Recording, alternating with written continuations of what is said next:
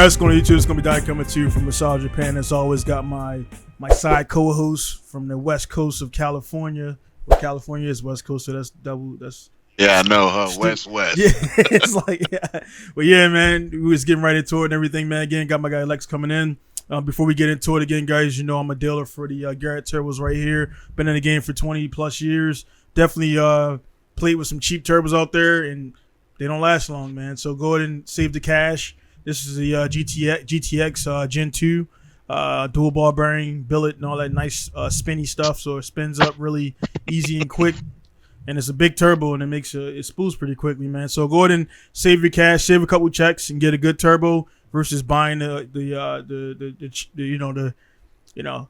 China stuff is a whatever. It's a whole different. We could talk about it in the podcast if we have time, but definitely go with Garrett. You get a warranty, it's quality, and almost every guy that you see out there running around FD and all the other stuff running the Garretts and everything, man. So they definitely get down and everything. I have a Garrett. Yeah, they work, man. So I mean, there's a lot of stuff out there, but just choose wisely. And just the biggest thing is the support. And I always claim that, man, because it could be a high dollar ticket item and no support, or it could be like a mid-level one that got good support, and that'll keep you in the track longer. Also, for the guys who are into the V8s, got the intake manifolds right here for the same thing for like the LSs, the 1UZs. So this is actually a 1UZ, but pretty much LS and the 1UZ is the same plenum, 102 millimeter intake and everything. They just changed the runners and everything to suit the cathedral port for the LS1, 5.7 liters or whatever like that. So anyway, just check out the and this is all billet. Made in China actually, but the metal is imported from America. So again, a lot of people like they try to knock the funk and act like the shit. Everything is made outside of America, even if it's assembled there, man. So let's be real about it. You know what I mean? The thing about it, the welds are solid. It's been pressure tested and it's good to go. There's no warps and it bolts right on like you needed to do. So anyway, getting right to the podcast, man. Lex, what's been up, man? Since the last time we had our guy Brian on from Syracuse. Oh man, just moving and shaking. It's always yeah.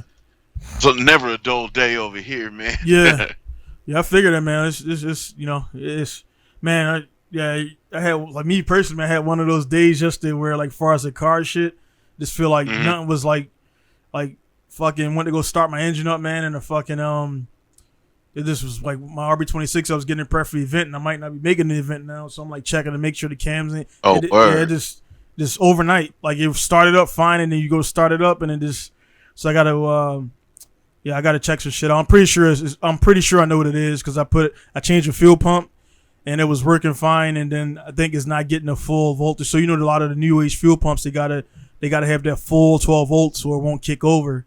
So it'll be enough. Yeah. It'll be enough to run, but when you hit that throttle, it like bogs out, and then I start hearing some rattling. So I'm like, man, fresh engine build. So I'm pulling off covers and doing shit or whatever, man. It ain't because the RB is in the engine. There's a lot of stuff out there like that, man. So, and then like, this scheduling and other stuff, man, it was like, man, it's just one of those, yesterday's one of those days, man. You know what I mean? Like, fuck, bro. But, hey, I'm alive, but it's all good. Yeah, sometimes you just have them, man. You just get through them, go past them, and then we back to the regular scheduled program. Yeah. Everything goes smooth generally, man. But anyway, man, the reason we're here is always to chat about stuff and everything, man. But for us, I mean, like we said before, man, we've been in the game for the GT thing for a while. We're older, and we've been in there since part 1, so we can speak on a full spectrum. Where some of the guys, they just got in a 4 or 5, and or some dudes you see they didn't even touch sport. They're like, man, it still sounds like a vacuum. Like, bro, you need to play sport, and you just coming in dropping. Like, nah, bro, like they fixed that a little bit, dude. Like, it's, you know what I mean? But anyway, man, we keep it. I'm going to rant a little bit today. Oh, for sure, man. So anyway, did you check, you seen the trailer, right? Yeah. Of course. So what did you notice about the trailer? I watched it with the kids running around, so I didn't really. I'm gonna watch it again. I'm gonna mix it in here. I wasn't gonna play it live, but I don't want to get dinged, so I'm mixing it into the actual WitchCon. But one thing I noticed, of course, was the tuning's back. It looked like it's back. Is back to typical GT. I didn't see again. I wanted to watch. But before we even get into that, what did you notice about the trailer, though, or let's just say the intro? We'll call it the intro. Something. I didn't, man. I gotta watch with an analytical eye, man. I didn't really get. All right, so go ahead. What did you see? So You can play it right above me right Yeah, here, but check this out for y'all. That there's a lot, and this is part of why I'm about to rant, because we're old, right? so we've been around since the first ones. There's some kids that may only be 20, and they've only seen 3 new titles. Right. This is technically the 7th. Yeah. But they've been on this planet for 20 years, and there's only been 3 games, right?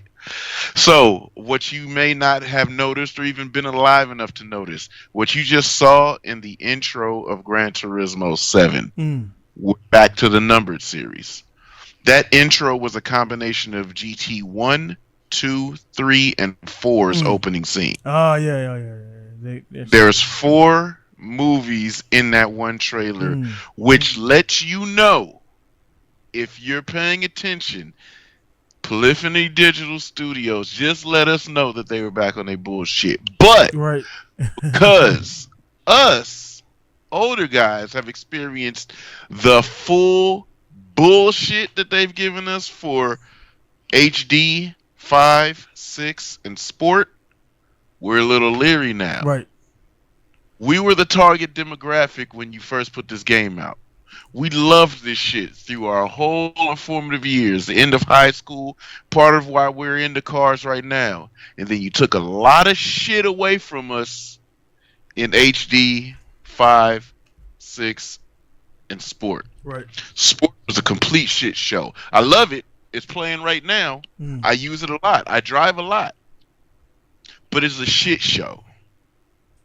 Now, you showed us a lot in the trailer, and we'll get to all the little breakdowns and things that you see, but I'm just telling you, as a grown-ass man now, completely grown, y'all motherfuckers are this close to being up the river with me. Yes. This shit better be the one. Yeah, and the reason why is because, you know, why, like we mentioned GT1 and all that stuff like that, a lot of developers are developing project cars. You even mentioned like the car effects, which you like, dude, why is this place so good? And it's the thing about it, man, like it's one of those things where you're the dude for a while. Let's bring up Jordan. People know who Jordan is, but the thing about it, age catches up, and then, like, you know what I mean, you just can't do what you did before, and that, you know, people retire for a reason. You just can't. You don't want to be that guy hanging around. And like GT, they've spawned pretty much everybody who's making games now. They were inspired by GT. So I don't see like the thing is, it's the consumers that are pitting them against each other. But I never see like Turn 10 or whatever saying like, take that PD. I never seen it. I never seen like any other. Have you seen it personally? Any other cars taking jabs at? I've never seen the production studios. Right, because they disrespect. I can't say I haven't. I can't say that I have not seen subliminals, but I haven't seen like direct. Right. You know, production studios saying the other guys do this, we do that, and or et cetera, et cetera. Right. And generally, you never. Honestly, actually in any genres, you don't see. You don't. They're too fucking busy. Too busy, yeah. They're too busy. Yeah, exactly. Coding and making shit like, dude, hey, I need you to render this car, man. Fucking turn Twitter off. So it's like, that's turn true. That shit off. Matter of fact, that's just true, this man. This car just came out. That car just came out. I need those fuckers rendered and in the game now. Because they're on computers, but they're in their shit. I'm pretty sure those computers are only on the intra network. You can't, because, you know, it'll be quick for somebody to get on that cloud and start pulling data. I'm pretty sure, I'm pretty sure that shit's like Fort Knox. And that's, I mean, actually, while I was saying it, I was like, hey, actually, they don't have fucking time to be fucking around. Either they're sleeping, working out, or they're coding. Like, you don't have time to, especially when you're talking about the delays that is, you know, that's one thing, you know. So how confident? Again, another delay just popped up. We're supposed to have the game here in next month or in a couple weeks. Right. It's delayed until March 2022. Yeah.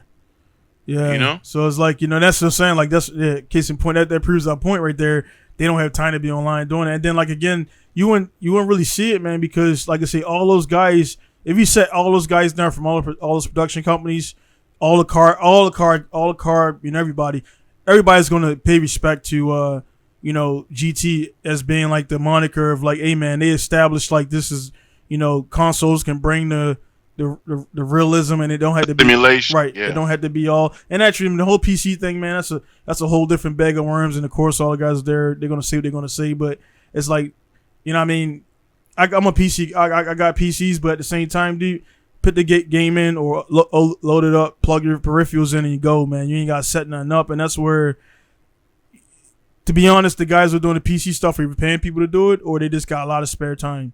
Pay somebody to build your car, your skins, your tracks, your whatever. Those that have the time, they do it. Those that don't, they pay somebody to do it. So, you know, it's a market that, you know, it goes around with guys that do or the guys that pay to do. Right. But man, something. I'm gonna pull up the specs while you're talking, man, and see if I can see something. Okay, something that I think is very important. Something that I think a lot of us noticed because Gran Turismo was lagging so much. We found ourselves on different platforms. Yeah. Set up Project Cars, even over the Xbox on Forza. But if you are grip driving on these games, I have a rig behind me. I do this shit on a rig. I don't do it on the controls.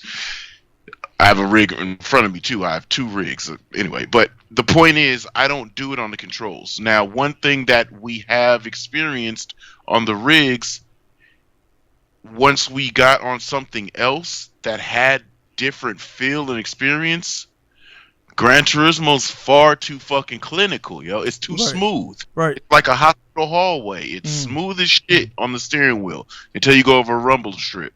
Or maybe you hit a line, a seam in the cement pavement that they programmed in to make sure you get that kind of feedback. Maybe I have had this argument with certain people that it's possibly the wheels, because they are trying to direct you through GT5, 6 and Sport Time to go to what was their proprietary wheel that they were using? It wasn't Thrustmaster, was it? Fanatic? No, they're on Fanatic now. Okay. It was Thrustmaster, TGT. Right. The driver, the TGT. Something. Anyway, maybe they were trying to funnel everybody to a proprietary wheel, because I have heard that there is a whole world of feeling on these other wheels. What if I don't want to buy that? Stop pigeonholing me to that. Now, I do have a Logitech setup. I've got all the current Logitech wheels, but I keep going back to the old wheel, the G27. G27 has given me more feeling on that game than any of the other wheels. Right. And why the hell do I have to find the wheel that's going to give me the good experience? Just give me the good experience that works on the wheels. Do a specific update like a lot of these other games do. Specific update for this wheel. Update for this wheel. Update for the next wheel. Now we all feel the same great experience on the single game. You know what I mean? So Gran Turismo has really been like elitist in things that they want you to do, and they do not bend, man. Yeah. Which is kind of weird. Like, now that we're... And that's real quick on that, because we spoke before. Yeah. That's Japanese culture, man, and they get in their groove, and that's like, they're set, you know what I mean? Like, Americans who say like we don't bend, we don't break and stuff like that, but like we, you know, the situation kind of dictates. But man, they stay like in their lane, man, like in their rut. But you know, now that I'm older, dog, I'm a grown ass fucking man. Options, yeah. Stop dictating on how I experience everything. You're dictating how long it takes for me to get a game. I literally have had a kid that's grown up between the time frames that you've given me games. Yeah. You know what I'm saying? Yeah, man. It's wild, but I'm saying this as a fan of Gran Turismo, as a backer of Gran Turismo, as a thorough supporter. I've supported them since day one. I've bought every single one of them. Even when I don't like them, I find a way to experience them, enjoy them, and stay on them. This is actually the longest I've been off of Gran Turismo in a while. Since Car X Drift came out, because we are drift heavy on Gran Turismo. I do a lot of grip on it, but we are drift heavy on Gran Turismo. I do all of my drifting almost exclusively now on Car X. Yeah. One, because steering wheel feels amazing. Two, the tuning is very, very vast. Three, the cars look good. The biggest thing about drifting, about racing in general, you get to a certain part that goes a little bit too form and not function, and you kind of got to cut it in the middle. But drifting, shit, it's, man, does it have power? Yeah. Can we make rear traction? Yeah. All right, make it look good for the rest of the time that you're trying to put it together. Yeah. You know, the car, tune it and everything. So this has been the longest I've been without experiencing Gran Turismo in my life, which isn't a good thing. Because even when I've had Project Cars, I've got them all. Project Cars 1 and 2, when I've had Drive Club, when I've had any other new game that's come out, I refuse to buy Project Cars 3. They tried to mail that shit in. They can get the fuck out of here. I don't have enough history with them for them to do that kind of fuck shit. Right. Gran Turismo, I've got a little history with you. Yeah. I'm mad that you did it, but I'm still going to support it. Yeah, they got so they kind of, and the thing about it with them too, man, is they put these big gaps in between it. So it's like, you know, people think like I dislike Forza. I just had PlayStation, and most of the guys that I played with at the time had PlayStation Gran Turismo, and that's just what I like. I played Forza.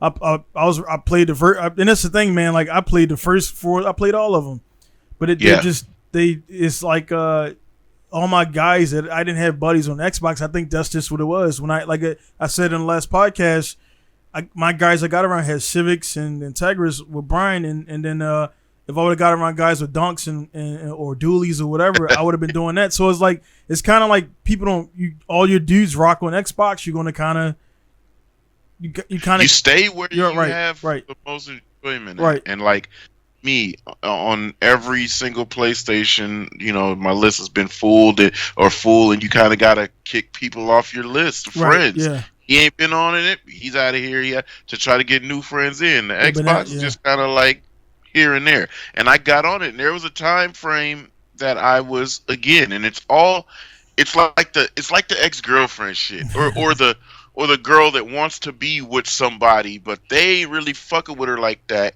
and she want to make them jealous so that they fuck with her again. I purposely got on Forza and was on it like, I don't know, 2-3 months straight, just because I was so frustrated with Gran Turismo being so regular, so cookie cutter. Yeah. They actually stripped it down when they gave us Sport. They stripped it from what the numbered series was anyway. So it was just like, man, fuck this. I'm on Forza. Yeah. But I just realized Forza just ain't it, dog. Yeah. Forza ain't it. It's Forza is, you know, in a comparison, because a lot of people don't know what we talk about when we talk about the game stuff when we're listening, right? Let's say like all right, recent. I want to get into actually later about the whole Drake and Kanye stuff, because I listened to both of them. I got my opinions on it. But let's say like Gran Turismo is like a Nas, right? Kanye. Yeah, Nas. Yeah, and then like let's say Forza. That would probably want to. I don't know, man. Forza is like I don't know, man. Like it's just like, all right. So when you listen to Nas, right? You listen to. Okay, let's just go with the albums that came out this year. We've had Busta Rhymes, we've had Nas, Kanye, Drake, J. Cole. All right, well, let's see Gran Turismo is J. Cole, and then Forza is the Drake album that just came out. Yep, and that's very that's like, you know, that's because the other ones are kind. It's hard because Busta's Busta, and Busta gave us he did what he did, man. So I had that album banged to me. You know what I mean? It was like, it was and all the old guys, and we definitely talk about the box stuff too, because it's like this thing of old guys coming back. Like, dude, they still good at what they do. They're a little older, but they're still good. Yeah, Busta, good. You can hear Busta getting out of breath on the mic, but it's still Busta. You can hear you can hear his weight through the mic. How much, like, you see his face fat or whatever, man. But yeah, man, it's like you listen to like a J. Cole, right? And J. Cole is like somebody you gotta listen to. Like, you gotta listen to the album 3 times, 4 times, and you be like, oh, he said that, because shit he's saying is like there. So then you look at like Gran Turismo, where like little shit, like for example, when you in a load up screen and a watch that's in the background actually is the actual local time. The actual time. And it's like one day I'm like, dude, it's 7. I'm like, that should say 7. I didn't put it together until almost like 6 months after 6 months after the game. I didn't, because I'm like, I want to race, but it's like little intricate. They put little intricate stuff in there that you might not see, and it's like they're doing stuff that they're very intricate, man. So they're ultra thoughtful. Have you ever noticed going into an online room or online race or daily race? Have you ever wondered what that little number is next to your flag? No, what's that? That's your seed in the room. That's what you're seeded as. Oh. So it doesn't matter where you're qualified. You could be in the far back. If you see that little number 1, your car's number is number 1. Your number is seated in that room. Damn, man. So you take and you have to get your score up and all of that. You have to complete in front of anybody that's higher than you. So pretty much you stop your sandbagging, kind of. Well, not sandbagging, but you gotta. It's kind of like because you know how you don't get a qualifying in and you just jump in when it's closing out. Right. And you just the race. It looks at your talent, your driving, and all that shit. And be like, oh, he's a number 3 seed in here. So if you beat number 2 seed, your ranking, driver skill rating, driver rating, that stuff goes up in a thorough way because you started from the back, you made clean passes, you're number 3 seed, you got past number 2 seed, you battled up for number 1, you had a full clean race. That driver ranking, skill ranking is going like this, but a lot of people don't notice those things, and they don't tell you about that shit. That's a little intro they put in, the little seasonings that they put in the game, and then they make things happen, and then you'll wonder like, why the fuck did my score suffer so bad with this race? That'll be why. You were possibly a higher seed. You finished under lower seeds. You had a couple of collisions, impacts, dropped off the track, all of that. And that rank, that SR, that driver rating just went boop. Your ass went down to from an A to a B or A to a C. And we know how frustrating that is to climb back up. You know what I mean? And it's things that sport did that were brilliant, but that's not what I was expecting. That's not what I wanted. Yeah, I think all of it. They said sport. We were like, nah, this 7, right? And then like there was no talks of 7, and then like then it's like I told the guys too they were using sport they were pretty much developing live. Like it was a live actual. I want to say beta, because beta is like incomplete, but it is an incomplete. Yeah. You see, they've gave us shit to complete it. Right. After with updates and everything. Yeah.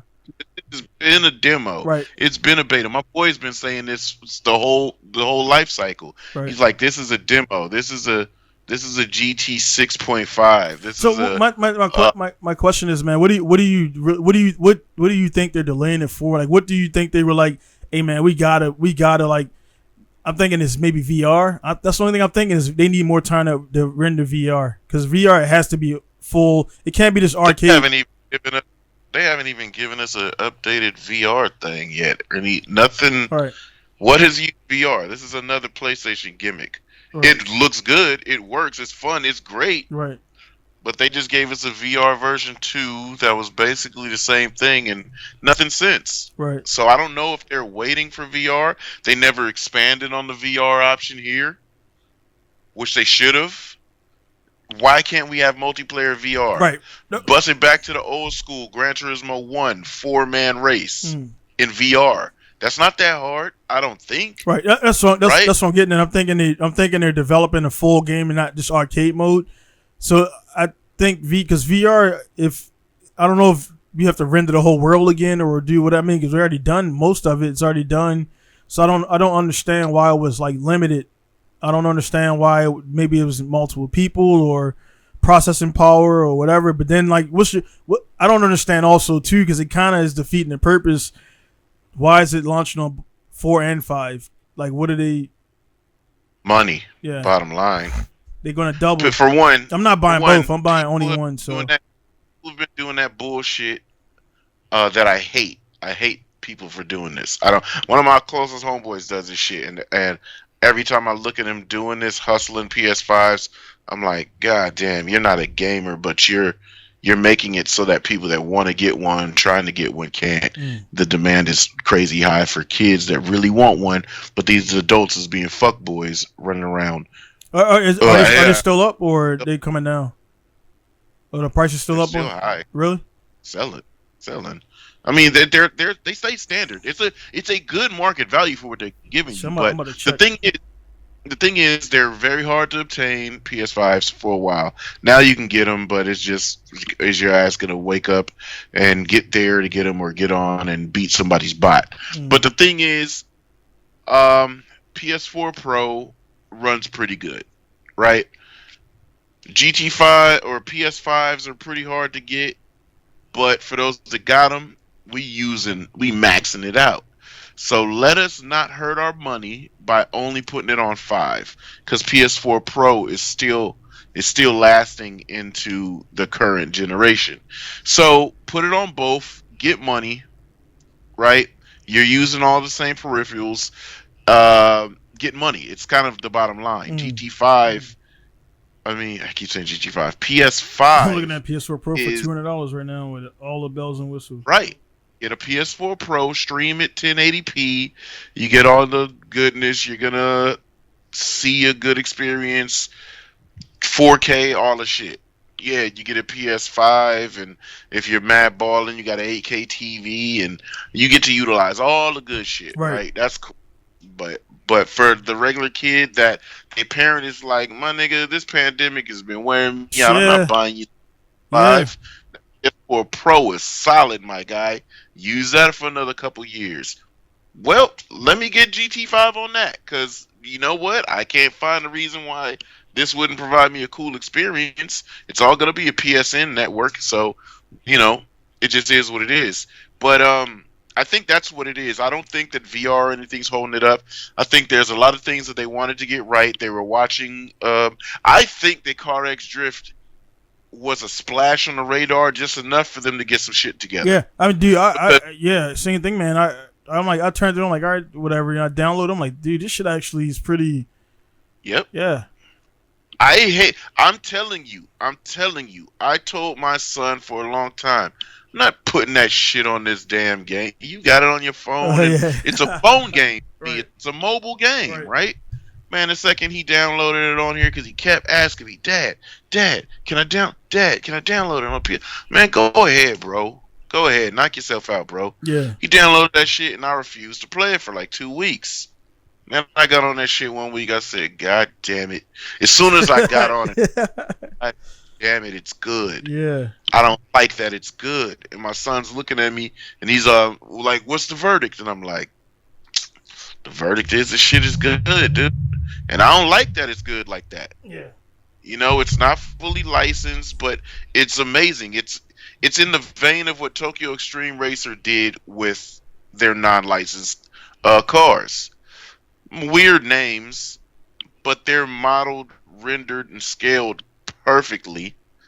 That's something I never liked on Forza. Forza seemed really weird. It seemed like, let's just say an FC, for example. FC a little too narrow, a little too long, right? Yeah, I know. Yeah. It never really looks like a real FC, dog. And you get on Gran Turismo, perfect, like perfection with the car that they've rendered on the screen. CarX Drift is the same way.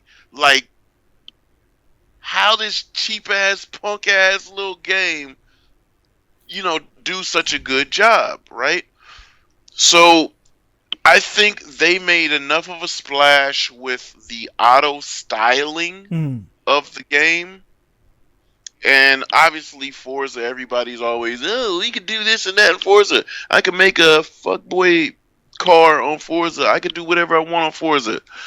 Like, good for you, man. But yeah. Enough of those guys. There was even a time frame where there was a lot of Forza players coming over to Gran Turismo, trying to dominate Gran Turismo players on the low. They was trying to come through, and all their names was Xbox something, and they were letting you know we're Xbox players, and they're coming over to Gran Turismo. And then a lot of them fools said, Gran Turismo drives really fucking Yeah, good. it's So they played around and tried to punk us, and was like, "Damn, this shit bro. drives really good." I got a lot of, I got every time I mention it's like I don't, man. People be like dude. Every time I mention it online, man, I know like the Xbox guys all they won't say nothing, Yeah, and I know they like I'm like, bro, it's just not. I don't. It's not. It's not kind. my cup of tea, dog. Well, I mean, like far as the they try to compare. I'm like, bro, the only thing you guys got they got like the tracks. They got more cooler tracks, and then like the ability to modify I the won't.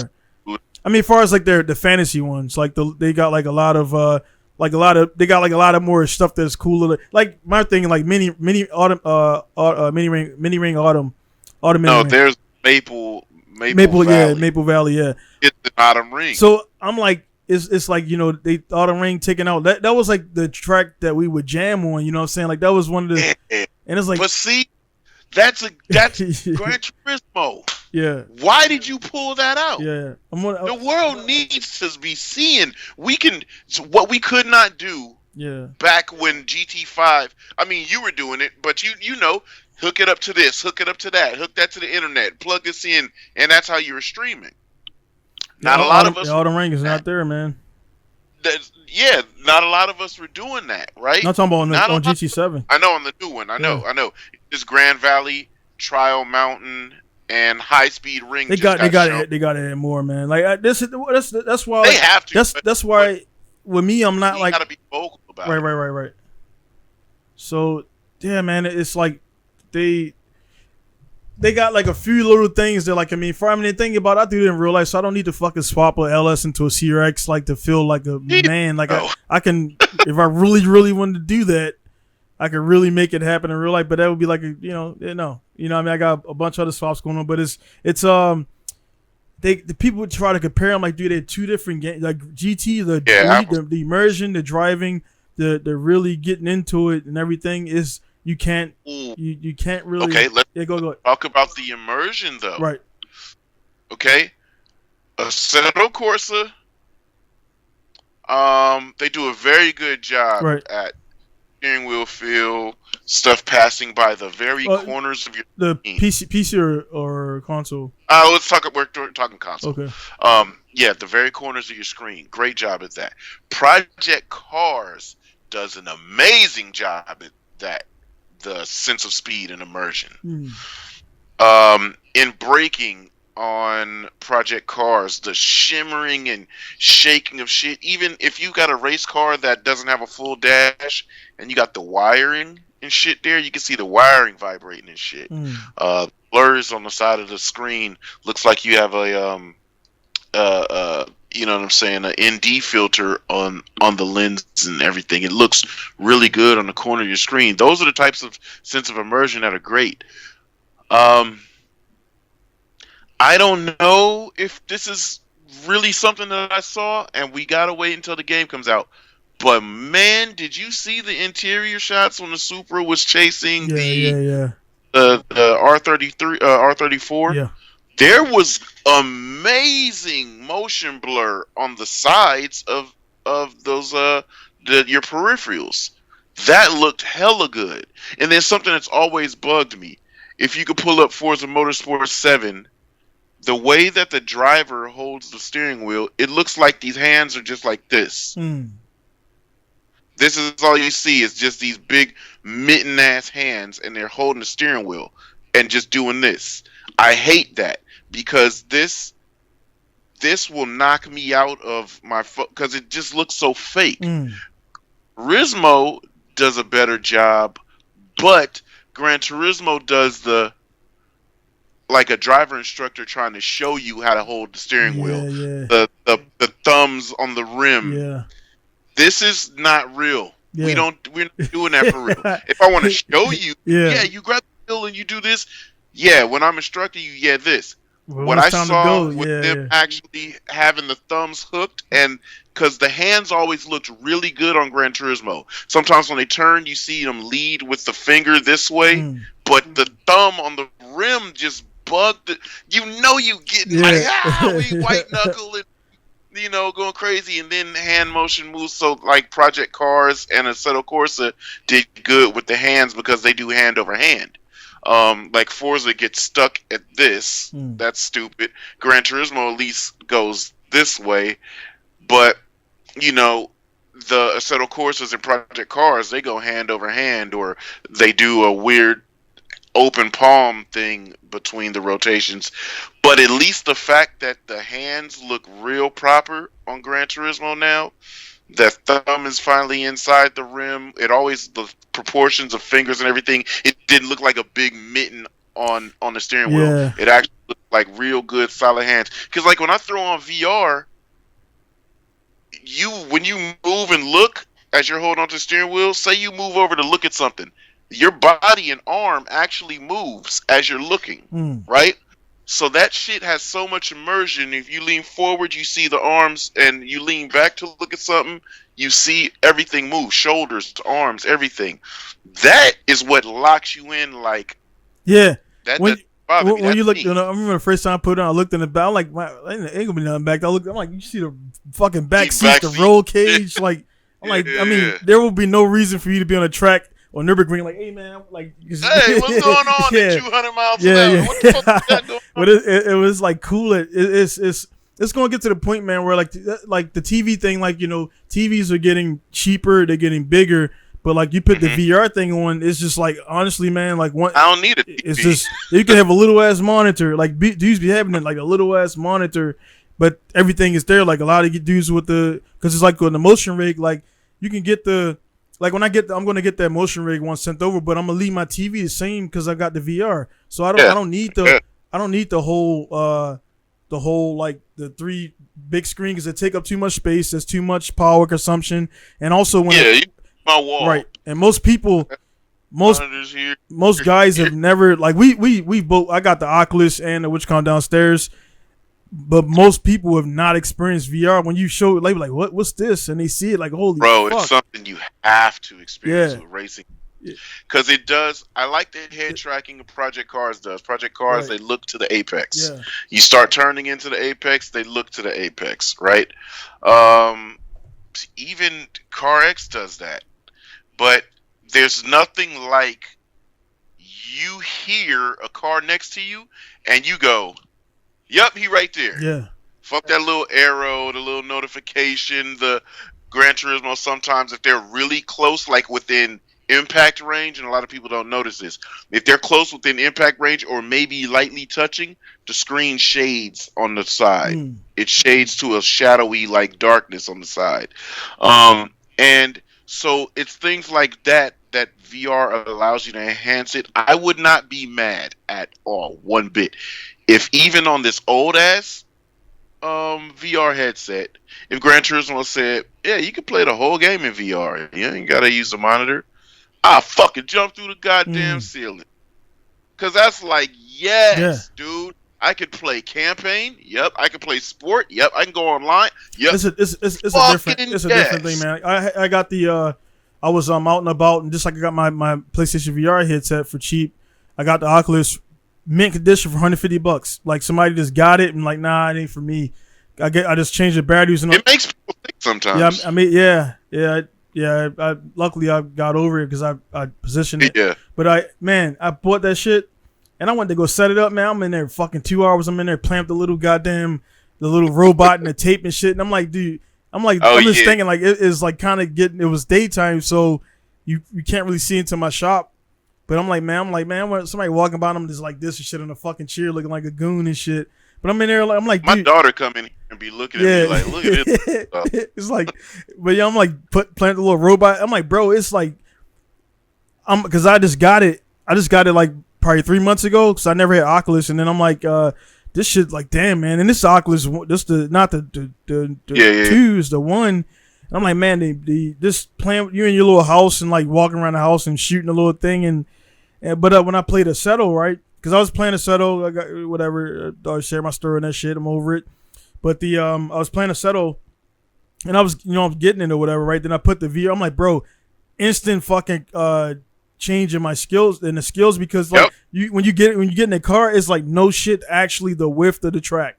Yeah, Like dude. it's like the screen is one thing, but when you got the Witchcom on, it put Got that shit on, and yeah you actually see the track space. yeah You yeah running right curve, and you like, no, I got a little more to yeah. go. And you look at text, and it feels like you turned that car down and drove it over.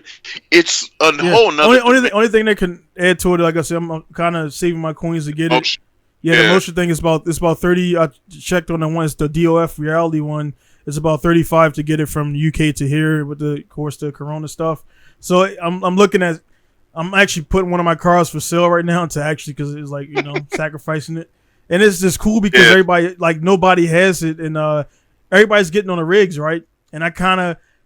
I got my thoughts about it because I introduced all those guys to it and it kind of blew me off. And then like fast forward 5 years later, everybody got a rig now, and now like they're like sharing it around. Like, yeah, dude, I showed you this like 7 years ago, and you like Right, and I hate those that just clout demon try to say, oh, bro, yeah, bro, I got this, that, and the third. I don't give a shit. Yeah. You didn't even have that right months ago. right. I've been telling And the thing about it was funny about it, and they can be kind of petty, is the now like because they got their status level or whatever like and then they're sharing it and everybody's like I'm like bro, everybody's like on their jock and shit. I'm like dude, I was doing this shit like 9 years ago. You know what I'm saying? I know it's regular. Yeah. It's regular. Yeah. Good, glad it's new to use, like new Yeah, pussy. yeah, It's regular. But look, check this out. So here's another thing. Jumping back into what we saw on the trailer, the opening trailer. Yeah. Dynamic weather is back. Yep. Dynamic weather, dynamic time of day, all of that's back. They stripped that from us. They gave us an amazing looking time frame, but GT Sport didn't have rolling weather, didn't have rolling time of day. It just was this time of day forever and ever. Amen. Yeah. We got this fantastic lighting. We've got this amazing. I mean, the lighting's so good. For y'all that don't play Gran Turismo, you're bad. The lighting is so good that in VR, when you have the VR helmets on and you look at your arms and that sun is coming through the window on your arms feel warm. Yeah. That lighting is so good that there's not a shadowy area that you look through and you don't identify that as a very clear shadow. You could still see the blades of grass. The lighting is so fucking good in Gran Turismo. When you're driving at night and a car comes behind you and you actually see the light come through your back window past the roll cage and your shadow is on the dash and your A-pillars, it's fucking amazing. It's amazing, right? So now we have that with rolling time periods. Now we have that with clouds rolling in. Now we have that with rain starting or rain clearing. We've got all of that dope shit now. That is like fucking thank you. Thank you. That's what we've needed. Like when I go to my real track days, it's foggy in the morning. It's cold, very gray. When that sun breaks the clouds and it starts to get bright, I'm like, you get the energy, you get hype. Okay, track's about to be warm in a second. Couple of laps. I'm going to be able to, woo-woo. You're going to feel good about it. You're going to feel good about the next session. On Project Cars, purposely, every single time I drive Project Cars, I set the time frame, the period, and the weather to start cloudy, go hazy, go clear, be sunny. Every single time. It doesn't matter if it's a 5-lap race or 20-lap race. It changes that way throughout the time period. Because that's dope, dude. You want changing elements. You want nighttime driving. But you might not want to drive period darkness forever. It's a good run to the sun comes up. Or the sun, you want to beast as hard as you can during the sun down portion so you can get a good position at night. You'll know the track, you'll see the track, you'll see your reference points as that light gets lower and lower and lower through each lap. Those are the dope things that make like good driving practice, because that's all that these games are, is simulators. Right. I can go take my car to any track that I've ever driven on Gran Turismo and rip that shit straight off the trailer, fresh out the paddock. The first session of the day is because I've put in so many laps here. Now let me get my realism back, man. Mm. If it's gonna be raining, I know it's gonna be raining on a track day. Man, let me put some rain in, man. Let me see what it's gonna be like, with the rain. And on that trailer, you see the line drying up. We hadn't had that in the other Gran Turismo. It was like the original GT5 and 6 when we got the weather. We had it on 4, but it didn't like roll in like it did in 5 and 6. Right. When the when the surface was wet, it was wet. You'd see a percentage of wetness on an indicator on your screen, on your UD or your UI, right? And then when it got to 10 and 0, then it just went dry. Mm. You never got the groove of the line in and having it slippery offline and having it grip online. Those are dope things. Those are just real skills that you need to find when you're out there on the track doing it. So I think the dynamic weather and lighting, bringing it back, and they show you all of that in the intro with the clouds clearing and the clouds rolling in times of day. That's the stuff that they're showing you on the intro. Then when you look at the things that are on it, you see dynamic weather and all that shit and time of day. So like, I'm super thankful that we got that back. But one thing that we did get, did you happen to catch the GT Auto clip? Yeah.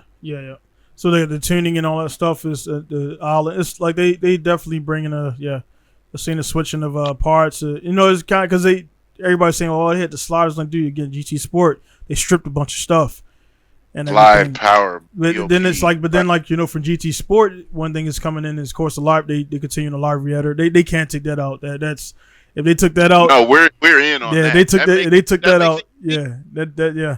And the amount of scan, like it's like for me after 3 weeks, I was like, all right, man, I gotta get back to life. But I can only imagine if I pull up the skins now, the stuff people made.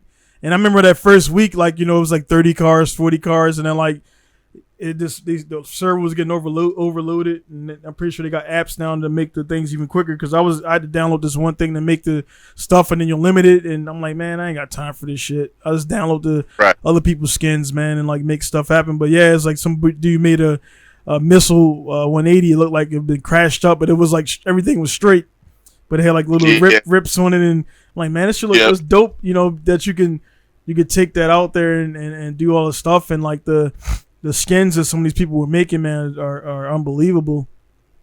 Some are unbelievable, but I love that. There's times that I'd be sitting around all day just messing with liveries, and that's a fun part of the game to me when I really like when there's really a car that I absolutely love, and it's like I want this JGTC replica. Right. Glad they don't sell them. I haven't played. I actually haven't played since the last time we did the little car challenge thing, which we kind of like got out the thing on there and everything. But do they sell skins or you got to make them? No, you got to make them, or you go download them from a creator. I'm surprised they didn't start doing that. Like that's lucrative money right there to have pre-made skins. Let's talk about lucrative money. Yeah. T5 when we were doing hex editing. Yeah. Yeah, guys. Yeah, and gifting cars. Yeah. Remember when they were gifting cars? Man, they gifted paint chips and shit, and you give people shit, dude. People were giving me cars left and right to make a car with this engine setup, transmission, turbo, whatever. We could do anything we wanted on it. Because we knew the hex numbers, the hex values, and we go get it, and we'd make it happen. And so that was a dope way to make some bread, because it would be like, $10 for your car. I paid about $50.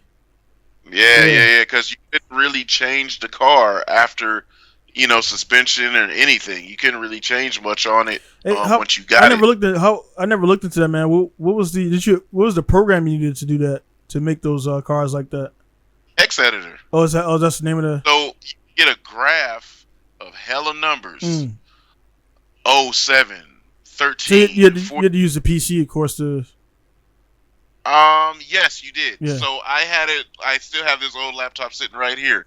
I would get on the game, save my stuff on a flash drive, put it in the laptop, pull up hex editor. I'd grab all of the shit from. Well, you know what? We kind of had. it was weird. So here's what you had to do, and it was a tasking process.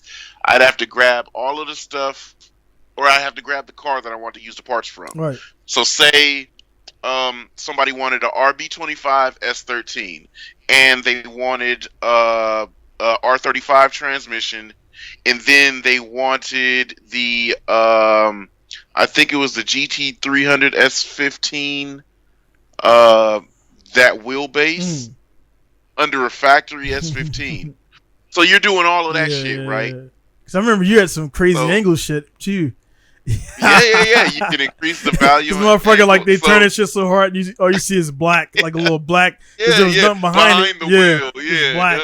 So yeah, the chassis for that S15 would be this number. Yeah. You go to that stock S15, and I'd have to write all of that stuff down. You go to the stock S15, you put that value in the chassis place. You put the transmission value in that place. You put the engine value in that place. Put the suspension. You could have a certain suspension. You want Z06 suspension on it. Put that on there.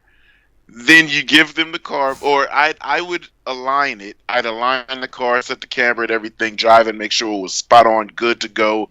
It ripped, all of the shit. Then I give it to them. And then you'd see fools rolling around with this because the 100 chassis was wider than the S15. Yeah. They'd be fucking cambered out. This fast ass car would, like, you can increase the power. I never liked when people would come through with 7,000 horsepower and all that shit. You can put in the hex of power level, and I'd put it, and it would be realistic. 780, maybe 820 horsepower, RB25 on the VR paddle shift, and all the shit. And people would have some killer cars, so I would do a lot of that. But what I hated when they took that away from us and when they threatened to ban us and cancel our accounts, what I hated was we finally got a glimpse of proper personalization with these cars.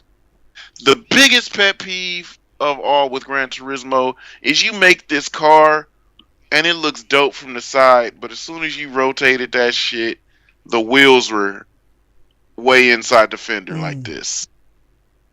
I'm like, oh man, they were like 17 by 7s, plus 48 offset, and this is like, dude, give me some wide wheels, man. Let me get a wide offset or something.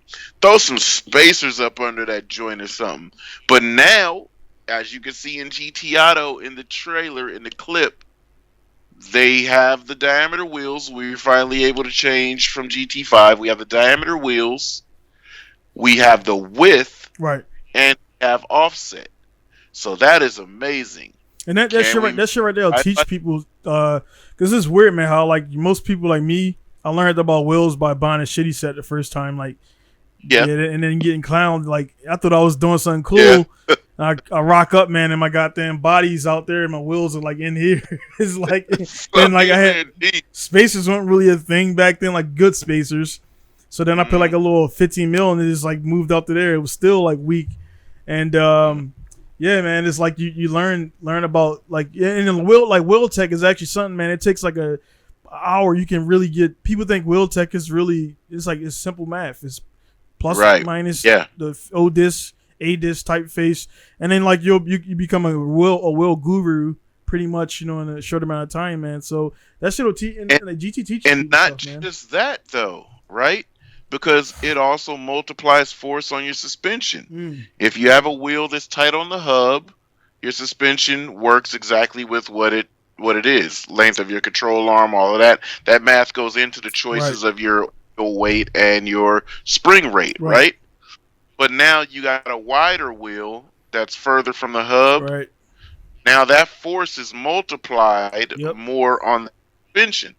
So when the wide body boys with 70 millimeters of spacer and then a 0 offset wheel, and you've got your wheel this far from the actual knuckle, that force applied, and also that bearing goes bad in the real life. That's why people don't realize. But a lot of times they're doing the stuff they don't realize. It's pretty much like people don't understand fulcrum points and everything. It's like, imagine like you're holding like a weight, and like now that all that shit is right here in your shoulder.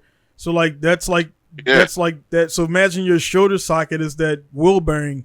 That shit's pulling down Like this shit's pulling down. Have you seen a wide body like these show cars try to do a donut or grip or something, and they physically look heavy? Yeah.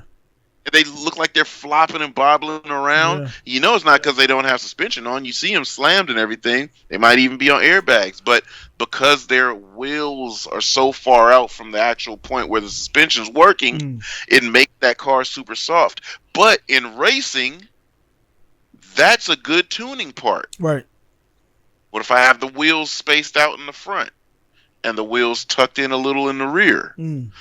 That thing's going to grip. It's going to rail. You know what I mean? I can only hope that they are allowing us tire width selection as well. Or are they going to just same thing and say if you do wide wheels, you do wide tires? We never had PSI options, did we? No, PSI is very big. And that's something that's very minimum. Like that's very basic. That's like kind of going back, man. That's where like if we turn this shit on and it's like the same shit with a little bit. It's like, man, come on, bro. Like you punch somebody. Yeah, dude. It's like, come on, dude. Like we. It's like they got the power, man. Like the thing, and that's why, like because I'm a PC guy. I've been on PC. I did PCs well. I was in a PCs well before the gaming part of it, so it was easy to me. But it's like when you load up Lift for Speed, which is like Lift for Speed was like that was like before Forza. That was like I think R Factor was not out yet. So Lift for Speed was like the friend. They had the FC on there. I always played the FC. It wasn't FC, but it was FC. It just wasn't called FC. But I would drift with that one, and it was like overload the amount of shit you can adjust on there, man. Like the amount of your rack adjustment. You can offset you can have one wheel like this, other wheel like this. Your toe, and that's what CarX Drift did. Yeah, simply they just. So I just don't know why they got no reason Gran Turismo can't do that. Yeah, right, and even like the small stuff like the again, man, it's like, dude, bro, we're on board with it, but like we can't. The sounds that GT Sport, that's people like tripping on. Drive that Subaru, drive the Group 3 Subaru, and tell me those sounds ain't improved. Like dudes are nuts on that because they're bugging on that. So the sounds got better, but the simple fact of again not having the ability to go when you're drifting, it's not like this. Your arm turns and then like you're still turning. So like why they can't animate that? I don't know why they stuff like that. Little small nuances is what I think we're gonna pick at, but we're still gonna get it. You know what I mean? We're still gonna love it if you give us most of the shit. Right. The time we asked is to come up with the times and everything else comparable. Think of this, right?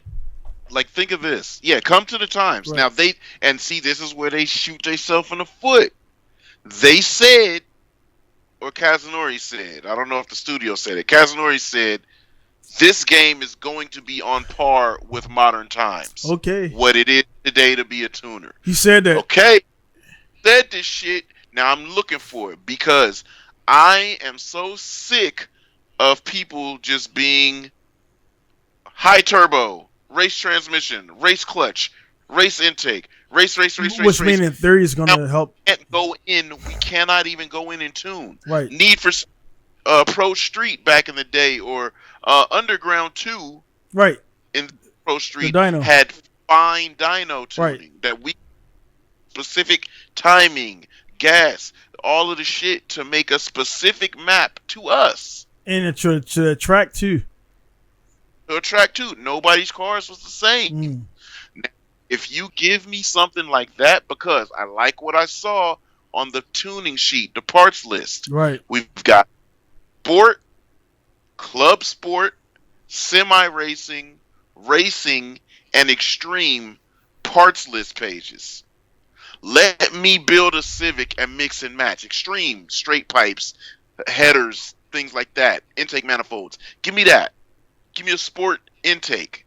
Give me semi-racing tires. Racing suspension. I want to be able to pull from all of those parts lists to build a unique little Civic. Right. Because used cars are back. Give me a little EF. Give me E. Let me build from all of these things to make a killer sounding, killer little all motor Civic. That's what's going to be unique. Let me slam it. Let me put the arrow on it. All I want to do is build a spoon replica with stance. Right. God damn, that'd be good. Yeah. And then let me drive it in VR. That shit'll make my fucking day. Yeah.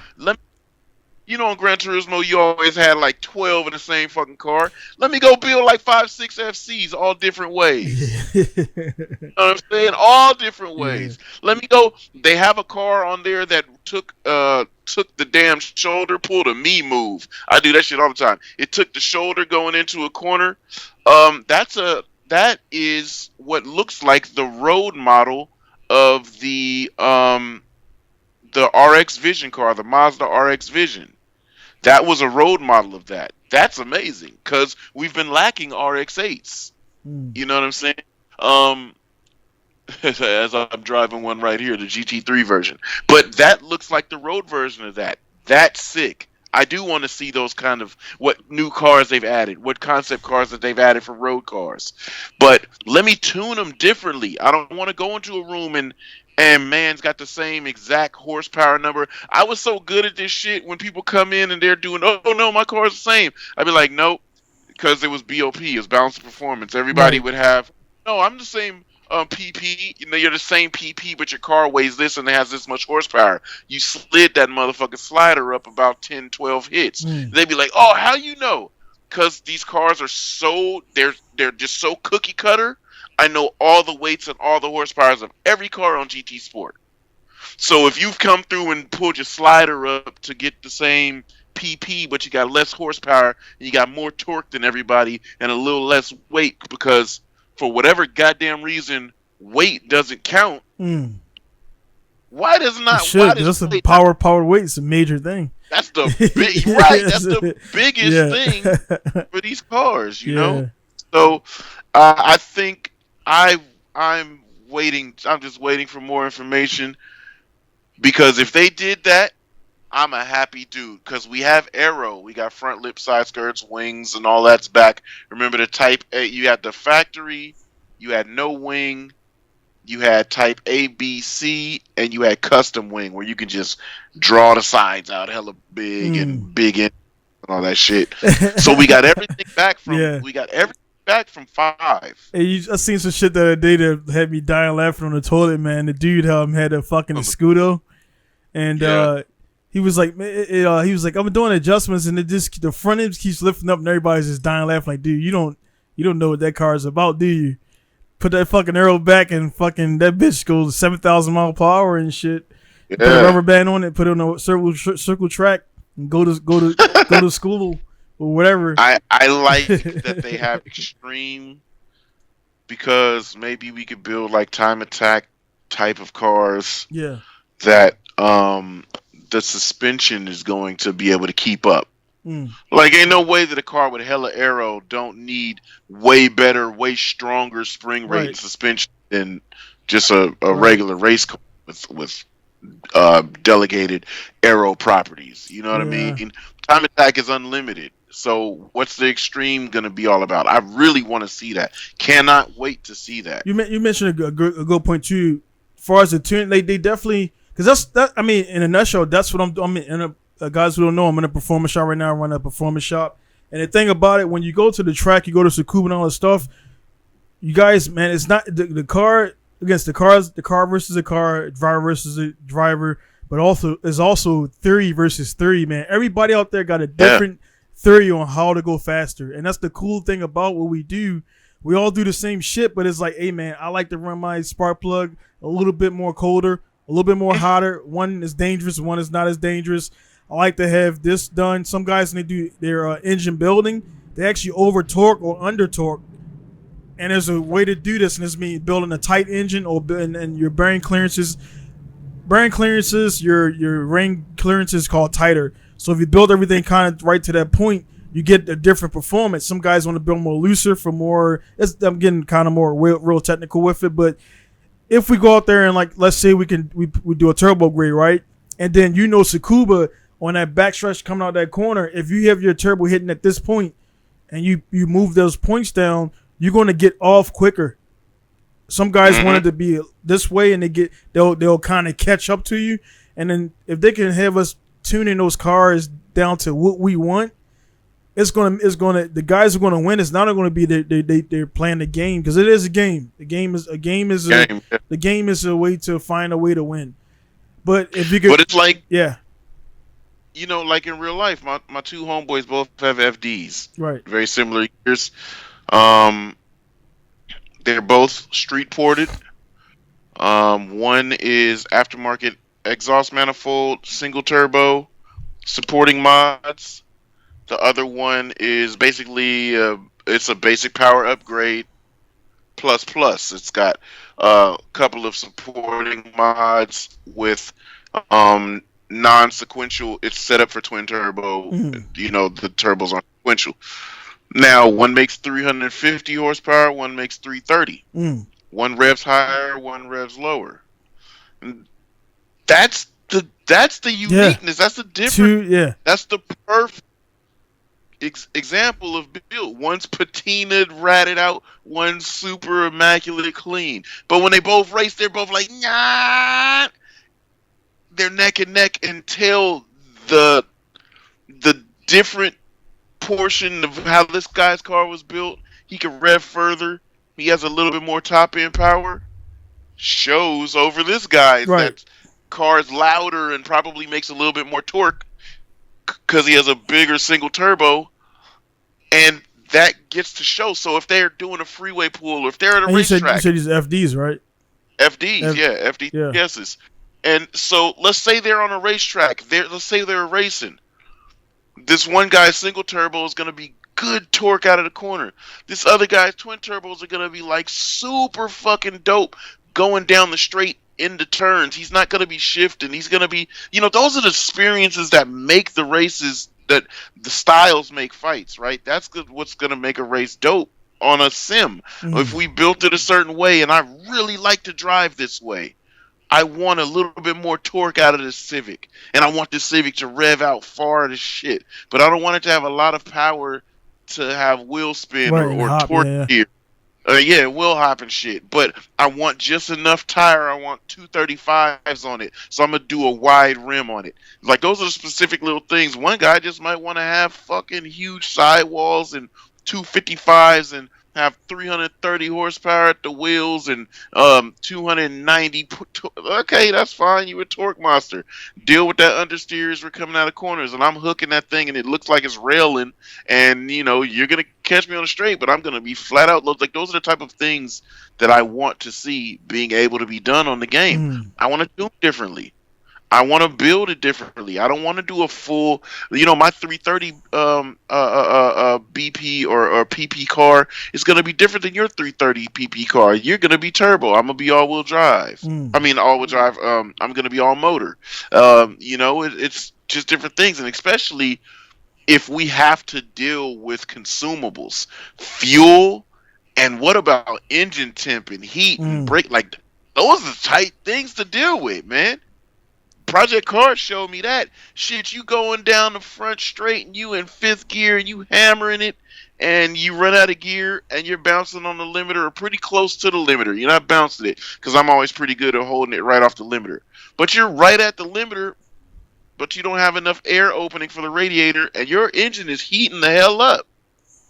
Every time you get on the straightaway, you're like, damn, I got a good lead and I got 13 laps to go, but every freaking time I get on these straights, I'm killing this car.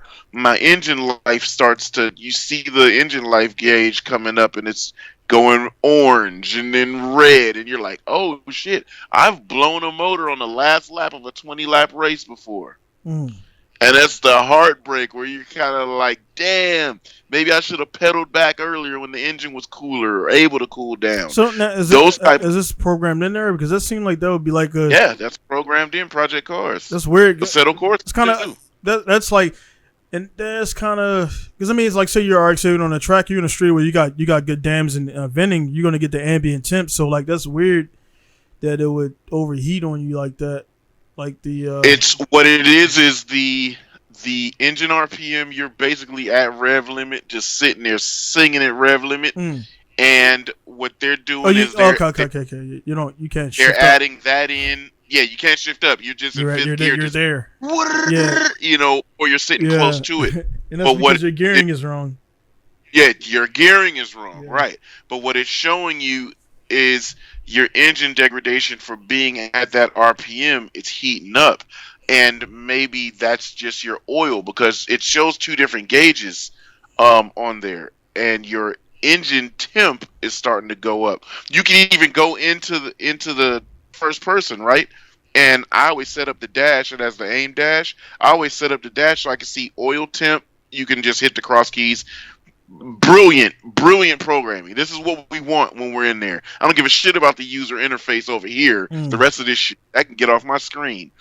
Using the actual dash in the race car and changing the page to where it shows me engine temp, water temp, oil pressure, and all that shit. Because those things are changing while you're driving in the game. And you're sitting that thing up on rev limit losing oil pressure.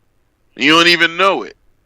And then until you look at the shit and be like, oh shit. But say you're not even driving inside the car and you're on the control, more power to y'all, but you're using the user interface. You just got the gauge and then the engine life. And you're like, why is my engine life going away? What's happening? Right. But if you're inside the car, you see that you lost oil pressure last lap.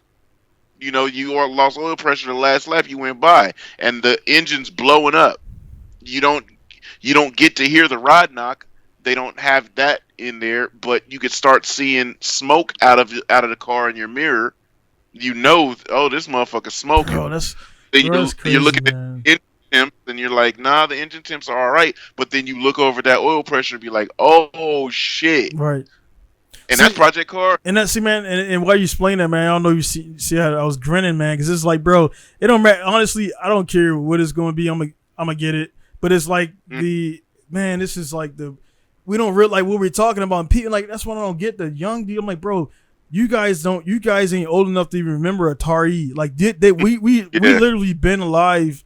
We've been alive through all of it. Like, we learned. I mean, that feels privileged. That's a cool thing to be able to say. We're fortunate to be, here still 2020. Which comment the dude, people passing away and being born every day, right? You know what I mean? The dude, right. Michael K. Williams guy passed away, and that's kind of weird. Right. Yeah, and I mean, people got him and X kind of seemed like they were on the same. That's a whole different conversation. But the whole drug stuff and the people got demons, man. So people, like, again, look at a guy like that and you kind of getting off topic, but people assume that people's lives are good because they see him on a movie screen. Nah, there's real life out there still. But the game stuff, what I was getting at before I got on that tangent, man, was like, bro, like people were like, I'm like, dude, we're just offering objections to like what it is because we can, because we paid. I've paid for every copy of GTA I've ever owned, even all of them. So I can say what I want to say about it. If you, my thing is, if you're taking my money, right?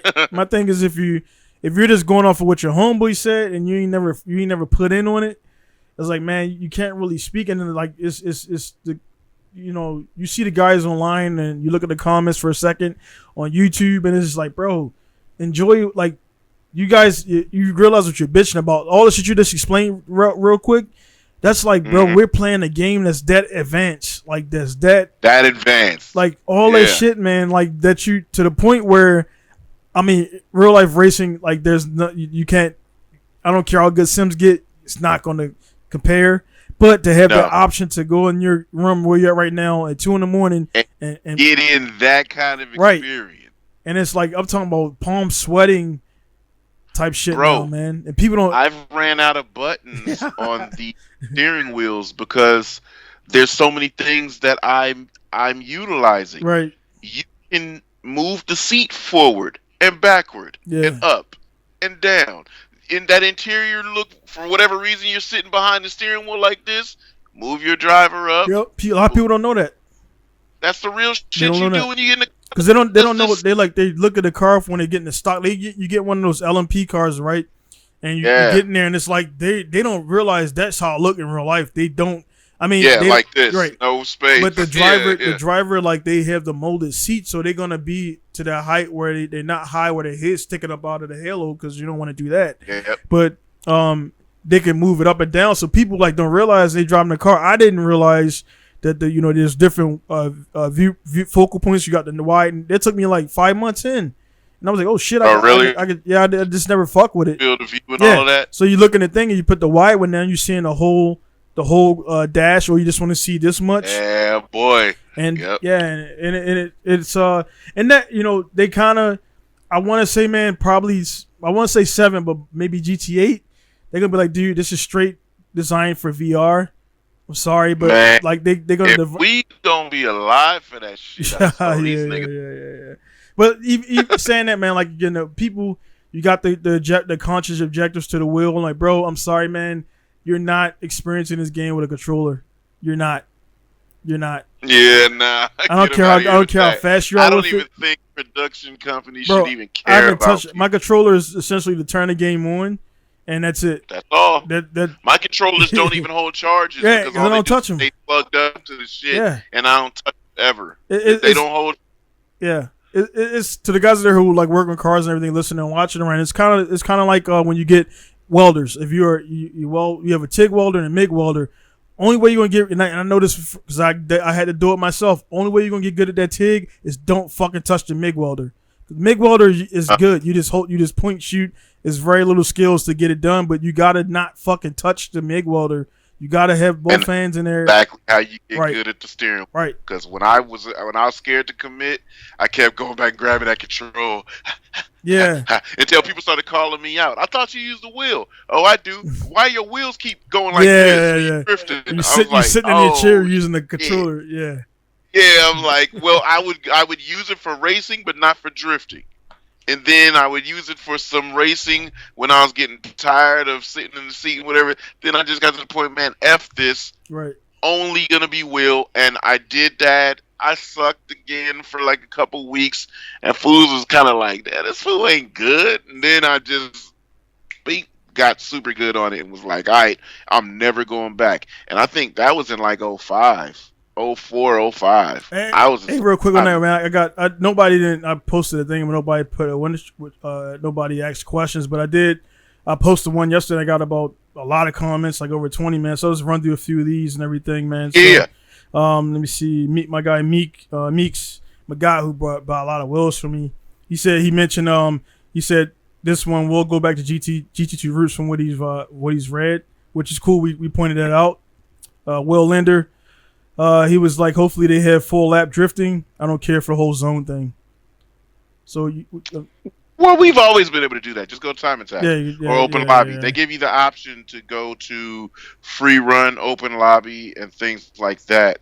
The only thing that sucked about when you did free for all or free run lobbies, you couldn't revert. You couldn't change the lobby back to anything. Right. So you couldn't start a race. It's just like, nah, we just in here kicking it. You couldn't change it. If you go to time attack or, things like that or race mode, you can always change the lobby to other things. So, yeah, that's pretty cool. Then we got Yoshi Dreffy says whips out dick. That means he wants the game. It's like, and then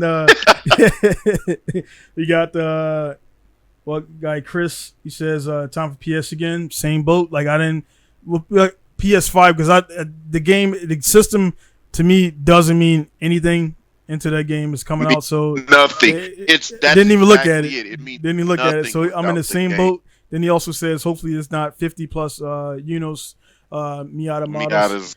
Yeah. So we got all right. So we got that. The Freddie says hopefully they bring Freddie English of Poor Man Mods. He said hopefully they bring back the modifying and such and the sliding bar, and that's true. Like he didn't. Obviously, some people they jumped off for sport, and like because I mentioned he didn't obviously play it because some of the things were there.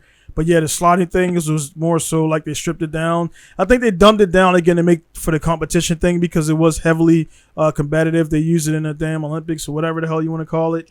So they had a purpose for there, man. And again, all the stuff we ask. Think about how competitive it could be, or people that get an advantage. Right. If I could do intricate tuning. Right.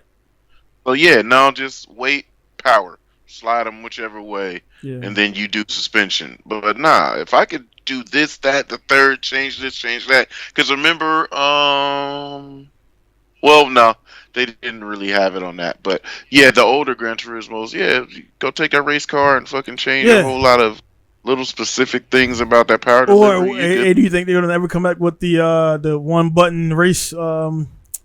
You got them change your car to a race car by hitting one button. A race modification. What was it called, man? GT1. I think that was cool as shit, though. Yeah. No, I think it Yeah, was just cool too. go buy race mods. Yeah. No. I hope No. so. No. Yeah, Just the you one. go there and you can go to the mods list and you mod everything, Right. and then you can just say race car and just hit that Yeah, shit yeah, and yeah. then just bam, 60 grand, or I think it was $500,000, Yeah. and you turn into a race car. I think that was kind That of was tight. dope. I liked it. Yeah. If there isn't a race car of that car model already in the list, like Right. remember GT1 and 2, you have MR2s. Basically, it was all the JSS, Right. JCCS, AG cars. I think that would be cool as hell if they did do that. But you know, I like somebody just asked a question here. He says, um, Daylight 74 is his IG. He said, customization. He was really hoping for something more than kits, lips, or he was hoping for more arrow options Like than Rocket lip Bunny kit. stuff. Yeah, maybe that might be what he's talking about. I'm not sure. Because like being on Forza, One thing. right? The one thing And is even being go on ahead. RX, everybody does the same Same shit. Yeah. fucking So it's gonna be bolster fenders. So it's kind of just like, Car X, at least you got to mix and match. You get to mix and match everything. So you can kind of have a set. You can have those fenders, but not that bumper. I think that's cool. But what Gran Turismo is all about is the traditional sports car. Lip options, actual and they never gonna. That's one thing. They're gonna get ability to tune, but like I say, he pretty much the thing about it. That's his mission statement. He want to keep it pure and keep it whatever. So that kind of puts it halts it makes it stale, because that's the one thing too. And speaking on this, I get looked down upon, and I mean, I was one of the first guys doing swaps here, right? When I got here, there was the more bigger shops, and then when I was going to events, I was one of the first guys rocking up with the 26 as a regular privateer guy. You know what I'm saying? Like not a top secret or not a fucking R Magic or one of the top shops and everything. And then people like, oh, I can do this. I'm like, yeah, dude, this and this kit. And then like now, it's weird. They don't go through me, and I'm like, cool, whatever.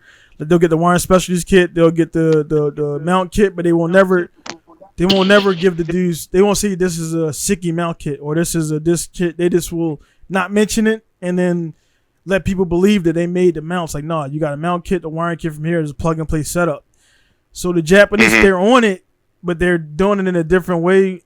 I don't do it. Now if I buy stuff if I buy a kit and I have no relation to the company, honestly, I don't tag them because that's free. What I'm doing in the business shit, that's free publicity. You know what I'm saying? Like, if we working together, we're working together. Let's make money together. But if I ain't got no deal on it, I'm just not. That's why I don't tag HKS. I don't tag Touge, right? Because I don't have deals. I install them. They're good quality parts, and you can see it in the picture. Obviously, purple HKS. Right. I don't got to call it out.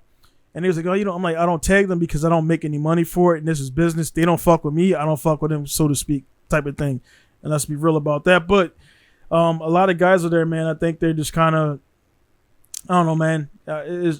I'm looking forward to it, man. I'm looking forward to it. I think we like beating it up a little bit too much, but there's so many different ways we can go with it. I'm looking forward towards it. I'm really hoping it doesn't go back further. My birthday is in March, and and it's yeah, man. It's so probably by January I'll get the PS5, maybe January, February. Just give it a little bit more time but that's a bad time because Christmas and shit. So they're probably gonna have to get it before. Yeah, they're gonna spike. We're gonna have to get it beforehand or right after. So yeah, it's a tough sale. Because I'm gonna get it. I'm not gonna turn. I'm just gonna get it and put it in a fucking corner somewhere. I'm not even gonna hook it up. This is gonna be on for Spider-Man. Yeah, no. And I mean, shit. I was a Metal Gear dude, but it's like those shits. I mean, there's nothing like that, and it's like I honestly don't have time to. I mean, the racing shit is in line with what we do primarily. That's it. You know what I'm saying? So I don't. I mean, I was in the military, but I'm not out there doing secret covert missions. I don't, you know what I mean? I played all the Metal Gears.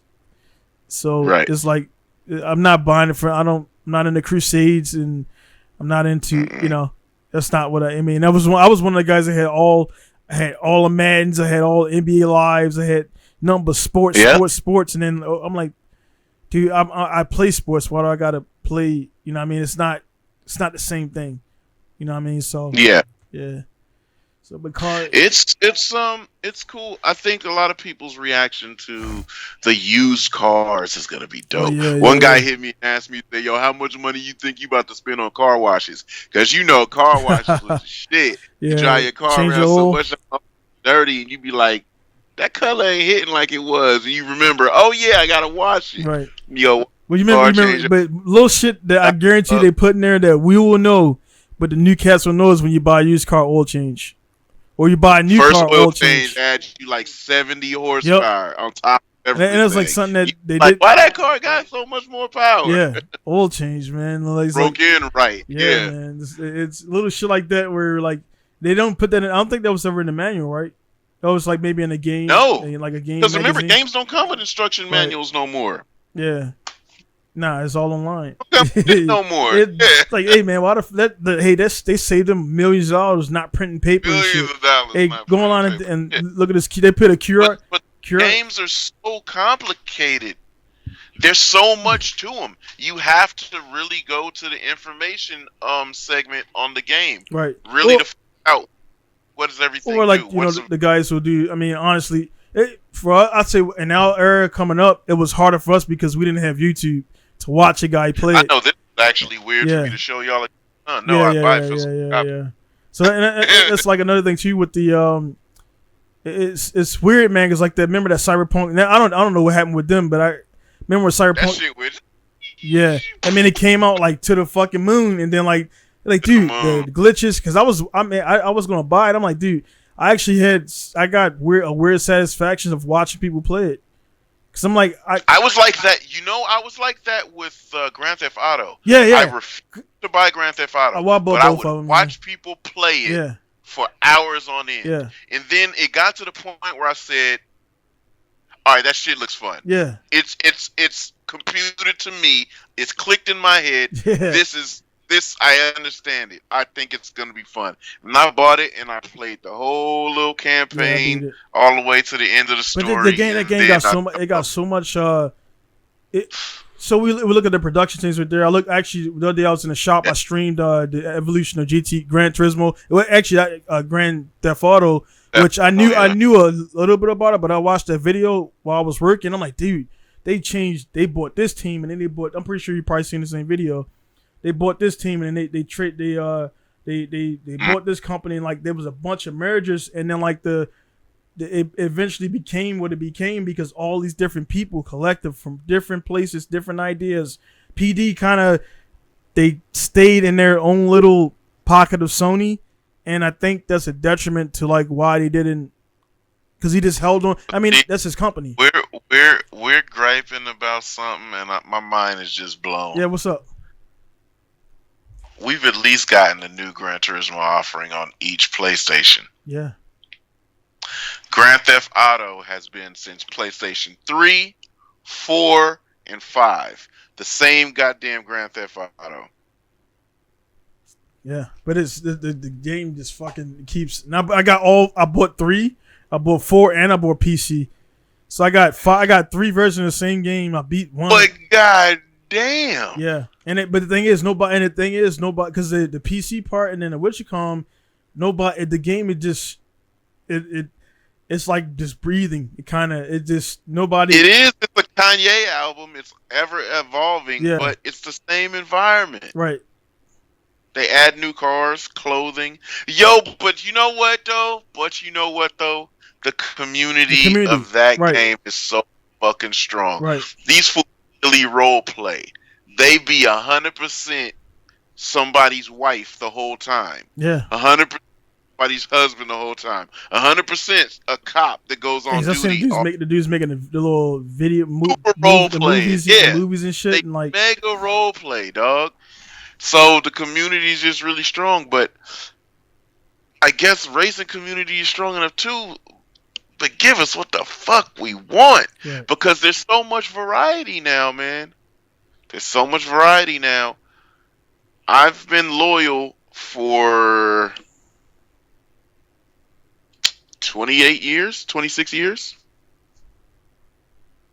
I will go somewhere else. You better quit fucking playing with me. Yeah. You know? Which mean I'm going to be done on it. Right. Eventually, I'm going to be like, I ain't getting down in that. Yeah. My knees hurt, dog. Yeah, because it's one of those things where, again, we're gonna cop it to have it. But it's like how much time, because, I mean, honestly, with the GT Sports sit downstairs, man, like, I got, we both got rigs and everything. People, there's a lot of guys there who like, man, I want a rig and everything, and like we got, like, I just don't. I turn it on, I have it on in the background noise in the shop when I'm in the office, and then like and the customer, and I'm like, if they want to jump on it real quick to try it out, because they'll see it going, they're like, it's a movie. I'm like, no, it's just Gran Turismo Sport. They're like, that's Gran Turismo. I'm like, yeah, dude. Like, they don't. A lot of people just because we see it all the time. It's normal to us, but when like a guy just walks into the shop, they don't game at all, or they play like World of Warcraft, and they see the cars. It's there. Yeah, they see the cars going around 1080p. I'm like, they're like, that's Gran Turismo. I'm like, yeah.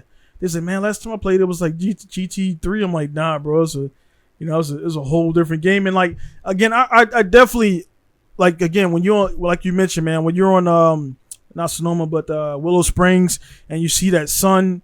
And like, you've been on Willow Springs, and like man, the shading is back. Right, the shading is stuff like that. I'm like, that's what keeps me like, you know what, man, everything that's lacking, the little details they do have, like, appreciate that. But it's like, at the same time, when you mention GTA, the longevity of GTA, because the community, the expansion, the modding of it, the guys are like straight up racing in it, like they just got F1 in it now, and they just got like the whole Vice City shit in it. They got like, it's like, man, the dudes, I watched the kids channel where they got the Spider-Man and the Hulk. I'm pretty sure you've seen the videos. I'm like, what the fuck is this game? Yeah, they're just running around. And I'm like, oh shit, this is GTA. And they they got all these little tracks up in the fucking sky. In the sky. Yeah. I'm like, what the fuck game is this? They've pulled the Jetsons. Yeah. They've left the surface. Yeah. And went up. And then they jump off the shit. It's crazy, man. Yeah, they jump off and crack the ground. Yeah, they do all kind of wild shit. But it's like PlayStation keeps itself so isolated. Nobody's really cracking Gran Turismo and putting it on a PC. Nah. There's renders. There's guys that have gotten stuff like the older ones, but the thing is, it's current shit, man. That's funny, man. Most of the new systems can play like 4, like the emulated. Like, I remember, like, it was a time when like you try to put 2 on like some. There was like, nah, you got to have like 20 gigs of RAM and shit, and yeah. I'm just really waiting, man. It's like I'm the most aggravated enthusiast. I want this shit to be good. I want it to be good because I want to show my son that Gran Turismo is going to grow with him. Right. But right now, he's just like, shit. The thing is, the entertainment that kids get from Forza, that spilled over to the entertainment that they're getting for CarX. And Gran Turismo has always been very adult and clinical. And fun doesn't translate to kids. Right. They get in here and do goofy, dumb shit, sliding around 360 reverse entries. Man, get your bum ass out of here. Go to a different lobby with that shit. Not over here with us, But there's got to be something that makes it more, okay, say if we get new engine noises and crackles. Like my son, he notices that every CarX update that they get, and I go drive a car, he's like, oh, they changed the sound of the Touge and the turbos. Oh, they changed the exhaust crackle. They changed this and that. And those are the things that he instantly notices or something. Like, that would be cool as hell. Some eye candy for those that drive in third person. A different flame would be nice out the exhaust. A few different sound effects. Not as much wind noise, maybe. I don't know. Wind noise is good to me for the interiors and the views I drive in, but there's a few things that need to go on to make these games go back to the fun game. Because, I mean, we picked them up as kids. I picked Gran Turismo up as a 16-year-old, 15-year-old, right? And I played it religiously ever since. It was fun as hell to me. It was fun building the cars. It was fun racing the cars. It was fun being better than everybody. It was fun getting very good at the track, not just better than everybody, but getting actually good. As my lap times start to look impressive in real life when you compare them with lap times. But cityscapes, being able to actually broadcast. Sometimes, I'm very guilty of this. We'll be in an online lobby, fools will be waiting for the race, and it's dinner time. My family just came home. I want to broadcast it now. I don't want to participate. It should be a seamless jump to broadcast mode. Right, I should be able to go click on the lobby and hit broadcaster and become the broadcaster, and then be able to exit out of that when I'm ready to race again.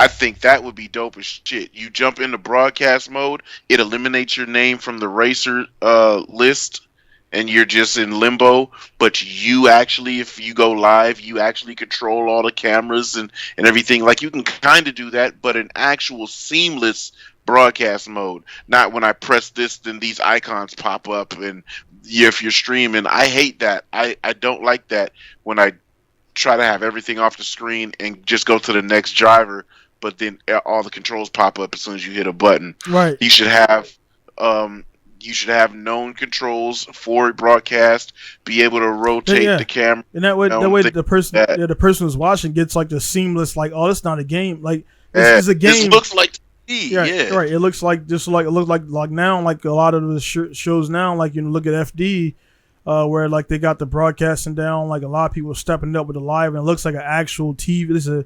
Looks like a TV broadcast. You know what I mean? And there's gonna be some geek or some nerd that's really focused on that, and they can hone their skills in being a producer. Grow that channel, man. And no, but actual, like, having experience in being a producer. I mean, Gran Turismo is putting people straight into racing. Right. Yeah. Make producers. Yeah, a guy that can mute all the drivers, and then he could pop in on him and get his audio from his microphone, pull that out. Literally produce. And that would be sick as shit. Like, that would make the best YouTube channels. That would make the best races. That would make the best experiences. Make producers. We got photo guys. They can get on there, go to Scapes, and make amazing photos. And then the lighting and the photorealisticness of these models on a lot of this shit. There's gonna be things that are gonna be tricking people's minds. There's gonna be Gran Turismo videos and photos popping up, and people are really gonna think this is real shit. Yeah. As many renders as we have from John Sybil and all these other renders, we're gonna have that shit coming from Gran Turismo from this next gen shit. It looks so real. Why not have? I think with that, man, is like what the like we mentioned before, man. The when the PlayStation 4 was 4 the first one I had broadcast, or was it 4? Yeah, 4, the PS4, and I think it was GT 5 or 6 that had a broadcast mode. Well, I mean, but it was stuck in it. Not the broadcast. Or sharing, like, live streaming. Yeah, live streaming. Yeah, because it was like before that. I mean, again, we talked about it before, man. I remember specifically, man, having like the I was definitely when that first crowd, like, we had the PCI capture card. We had to actually buy the hardware to get 480p stuff. But they were like, how you recording your game? And like, it wasn't like rocket science. They didn't want to buy the card and run the thing into and it was also delayed, so you have to have this other box to play it live. Yeah. When that came out, that was a game changer because you could play it, but I remember you had to like play your replays, and of course it was always delayed, so they didn't realize how to do that. And when that came out, man, I think it was like, it kind of, to me personally, it kind of, because I was starting to do my gaming channel, I was like, man, this shit's pointless now because everybody can hit that share button. Everybody, yeah. You don't have you don't go to your source to slap trains. Those dudes thrived before PS4. Right. PS4 comes out, bitch, we all everybody. YouTubers. Right. And then thing follow my live. Yeah. I'm on Twitter today. I'm on YouTube here, and it's at a button. It's no more setup. And so the only guys that will do well in that is the guys that are like, it's like that is. And it's not a knock on it because we game too, but like we're working men, we got families, we got the real stuff we got doing. So it's like I just can't dedicate that type of time to games like that anymore.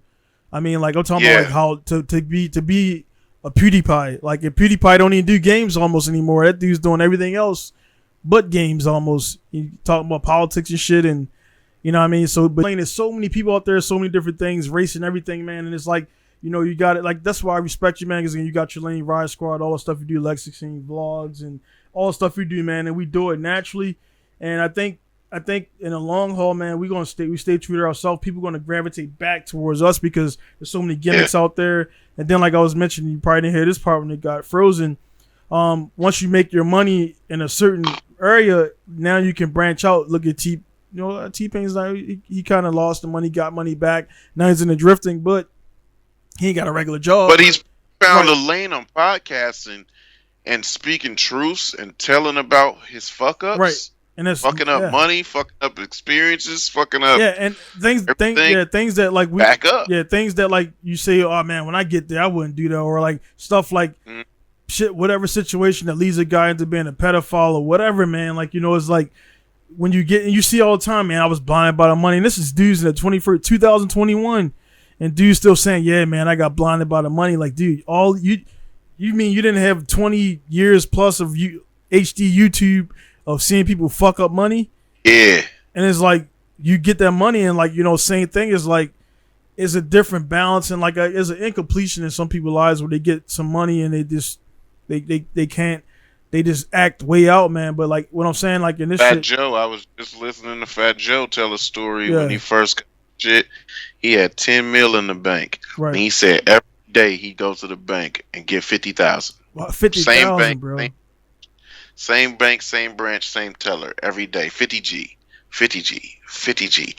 He said he went in that motherfucker one day. It was just regular. He didn't even say nothing. He just gave her his card, put in his thing. He didn't even say what he needed. The lady knew 50G. She said, excuse me, sir, there's no more money in this account. He said he was, what? Didn't even know. He just blew $10 million, 50 G's every day. He said, God damn. He had to go run out on the block and go look for everybody that owed him money. He said he was flipping. That's the thing about that shit too. You get like guys like that, man. It's like, you know what I mean? Yeah. That's one thing, man, with me, man. Like I never, you know, Joe and those guys, man, they came up with a crew. You know what I mean? A crew of guys that did a lot of work together, man. When you real dudes, a lot of work. You know, if you know what work means, you ain't gotta explain that. Yeah, boy. But and what happens, and I kind of, you know, I kind of in my business thing, man. You know, to be honest, man, it sucks the way it is. I got people who I kind of came up with a car thing with, and I look out for them in a different way. I mean, they still gotta come correct. But I look out for them in a different way than I do some random Joe, because they came up and they actually still in my circle somewhat. And then there's some guys who even I came up with and I don't really fuck with them because it's like, nah, bro, like you ain't talked to me in like 10, 20 years. Now you're in my like, nah, dude. So I don't play that. But with those guys, man, I guarantee you that a lot of that money was going to like, maybe he was helping people out, but at the same time, like, you can't help everybody. He was helping his mother out. She had cancer. Right. He was doing shit. It was just a lot of shit he was doing. Right. It was just 50 G's every day. Some of that shit was probably just like, hey man, go do this, and just kind of being loyal to a default, man. But what I'm getting at too, man, was the, you know, the guys like, you know, you get a little bit of cash or whatever, or you get whatever you're doing, you get successful at your main thing, and then you kind of start doing other shit.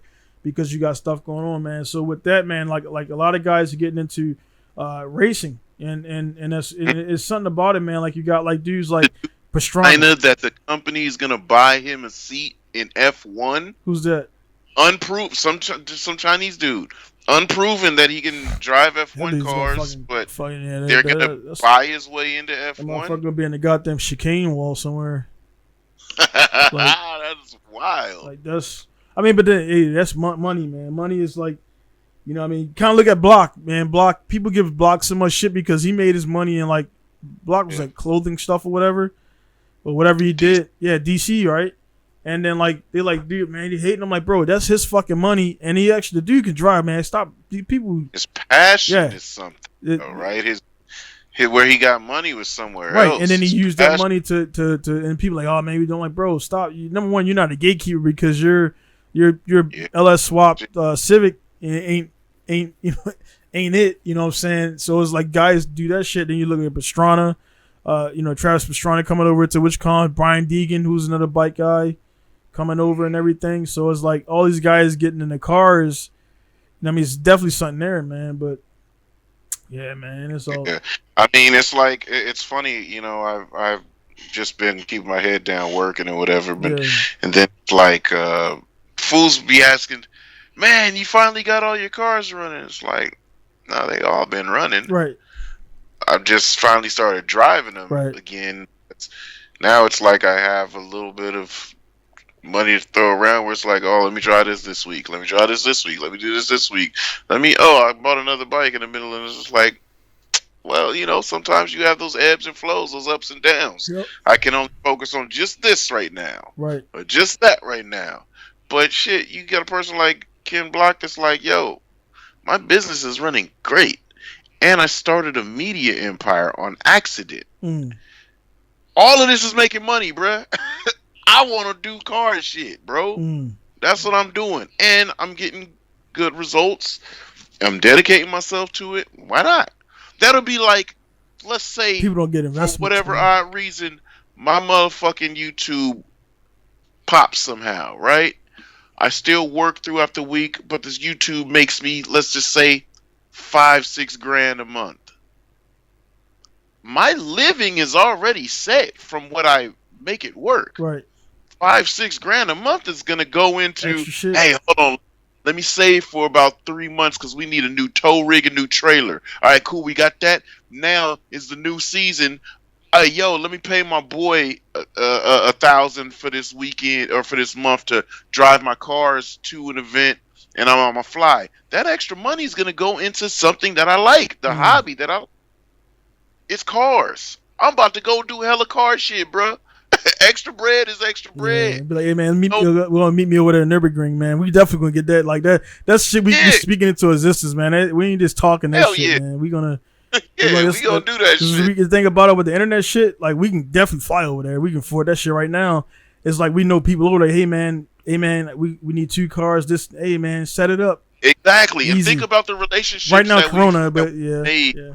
Think about the relationships. Like, let's just say the relationships that I've made with Falcon, and it's like, yo, I hit my guy, yo, I just bought a car in Germany, and we're about to go drive Nürburgring. You know I don't trust nothing on the feet but Falcons, right? Okay, can you ship some tires for me? Of course, paying for them, but can you ship some tires to this address in Germany for me? Easy. Cool. Whoa. So now we've got cars in Germany with Falcons that I know I trust because I've put umpteen million laps on Falcons from my whole years of driving and drifting. And now I bought a car that I like that's in Germany on tires that I like. Now let's go drive Nürburgring. Let's just experience it. Yeah. Pull a Schmee. I line up with you. Yo, give me an FC. My son like fucking S13s, dog. They don't even need, just put exhaust on them and front mounts on both the cars. That's literally it. Seduce some bread, pay for these cars, pay for the parts, same thing. Yo, I got some cars in Japan, I need some Falcons on. Yeah. Boop, you know what I'm saying? Yeah, Send yeah. steel suspension over, boop, and then it's just like, then we go that, dude, that's what you do when you get bread. Right. I don't see why people get mad at No. Ken Block for shit like that. Never. Dog, I never had a hate in my body for that. I'm like, it was like, bro, like that was what everybody wants to do, man. Like that when they say typical living the dream type, like dudes look at like one thing is like I think humans, man, we don't step back enough and like look at what you like. I'm in a full car shop, GTRs fucking everywhere. And I'm like the other day, man, because I want to race so bad, but I got to take care of the family and do that stuff I've been doing to continue this 5 years in, about to be 6 years. And I'm like fucking looking at everybody win last week at FD and shit. I'm like, man, fuck, dude. I know I can. And it's like when you know, especially when you know you do that, when you know you do what they, and you looking like, bro, nah, dude, that ain't it. Like that weak ass entry right there. Like, and that's why the dude Fausto Yukio from Side X, people like him so much because that motherfucker goes hard every run. Rain, sleet, snow, it don't matter. He going hard. Yeah. Other guys like, let me just qualify and they driving all tentative and shit. Like he been in a situation probably where he fucked up and like he fucked up because he was going half fast, and I've been there too. And every time I drive now, I was like, dude, nah, I'm sending this bitch into a wall or Denofa. But see what we're saying Right. and what we're talking about is something that the 1% wealthies get to do. Right. Us as regular dudes that might have a regular day to day, we get to sim race and live out our fantasies in the digital world. And that's why we want the experience to be like really good. Right. Because we really do this in real life. We're not kids starting out and just like, oh, this rad racer's real as hell. Nah, this is something we've been doing for 20 plus years.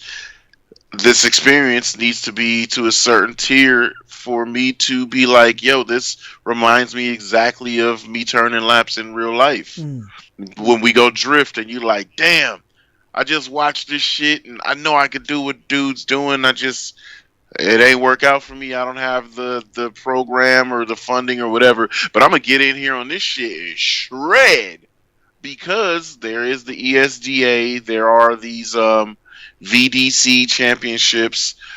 There's all of these real drift organizations that are on these simulations. They do use these games. They do, things happen. Guys get prizes, go out to events in different nations and monies and things like that. We don't get to live that real experience for whatever reason, but we can simulate it. And we can simulate it at a top tier level. And I've seen guys that compete in VDC or ESDA that are good as shit and use a steering wheel. And I think one of them won an opportunity to drive Peter Weisek's car. What if son goes out there and puts in mad work? And Peter's like, you might be an asset. You know what I mean? Just like, yo, you're actually pretty good. Yeah. Can you continuously do that? Yeah. Let's run some tandems. Oh, you can do this for real, huh? Handshake deal, something work out. You never know. Same thing like Gran Turismo, putting people in position. That's why I've always respected Gran Turismo, putting people in position with GT Academy. You may not. I saw dudes with fucking office swivel chairs with a wooden desk in front of them with their steering wheel on it. Make it into driving Le Mans, into IMSA, from this to that. So yeah, people might sit around, hate on Ken Block and all that extra shit, but change that energy from that hating, figure out something else. Right. There's other avenues to get there. Right. You could possibly, you could possibly get there through these simulations. You never know what can happen. It's like, it might not be your like me. I've accepted, hey, I may not do nothing professional, but my son is going to be talented enough that if he feels like it, he can go do it. Yeah. If I could afford it, if I could put something together and make something happen for him, we could show up at some of the regionals, do some shit, motorcycles and all. He's riding my R6 as if the kid was. I'm impressed. I like it.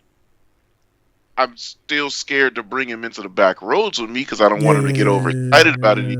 But the kid does fabulous.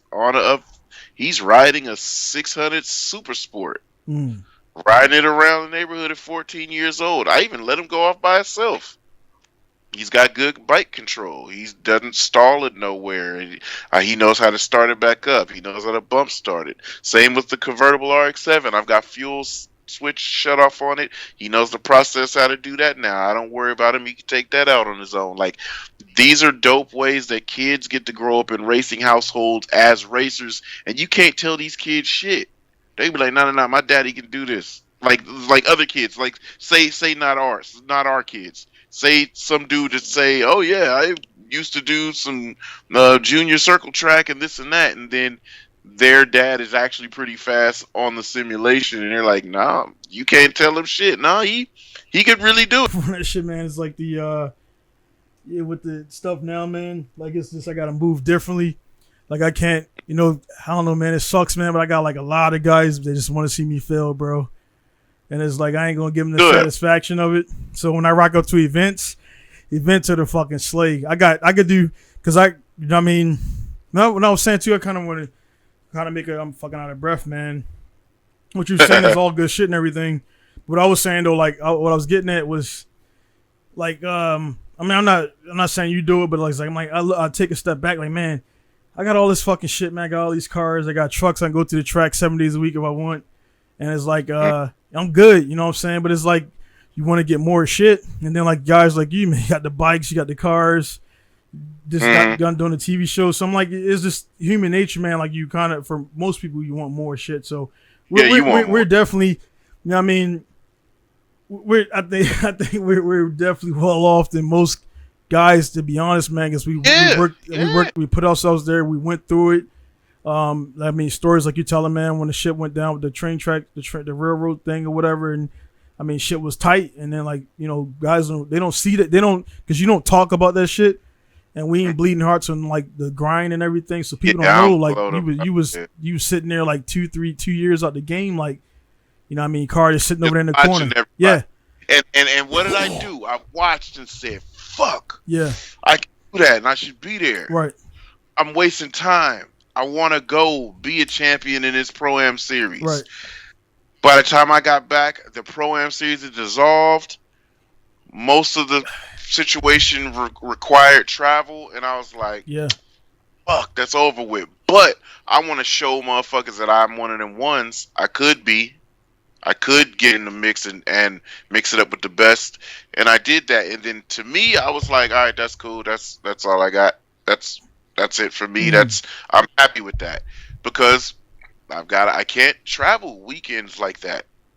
I gotta be home. You know what I'm saying? I'm the breadwinner. I have my kids with me.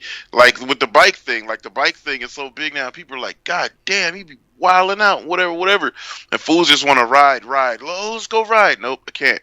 I'm with my kids. Sunday though, if you're around Sunday is the only day I'm get outside and really do it. And then they be like, damn. I have one dude, I think I got a Touge battle with motorcycles this weekend, and it's pretty funny because, it's an older dude, and one of the other dudes that's antagonizing definitely recording that shit, right? Yeah. That's what I told him. He's like, yeah. I said, you better come with everything. I said, you better come with everything because the cameras will be rolling, so I don't want to, that's why I asked him, I said, it's up to you. Are we going to have friendly fun, or do you need lesson taught? Because I'm gunning to not be behind anybody. Right. And I'm gunning to leave you far enough that you don't see me. So it will be on camera, so come with your A game, if that's the type of vibe you're on. But it's funny. This weekend? Yeah. Like today's Friday. Today's Friday. Friday. Tomorrow night, me and my wingman, me and my teammate, we're gonna go out. I put on some new tires, and we've been testing settings every weekend, because we're really testing settings for track days. But if it works on these abrasive ass roads, it's gonna be so much easier to wrangle on the track. So this one dude, I don't know what got him to barking, and I'm like, excuse me, sir, for real? Okay, let's go do this then, because sometimes people just need to be shown that their place isn't too. They need to know their role. Right. Simply, you know what I'm saying?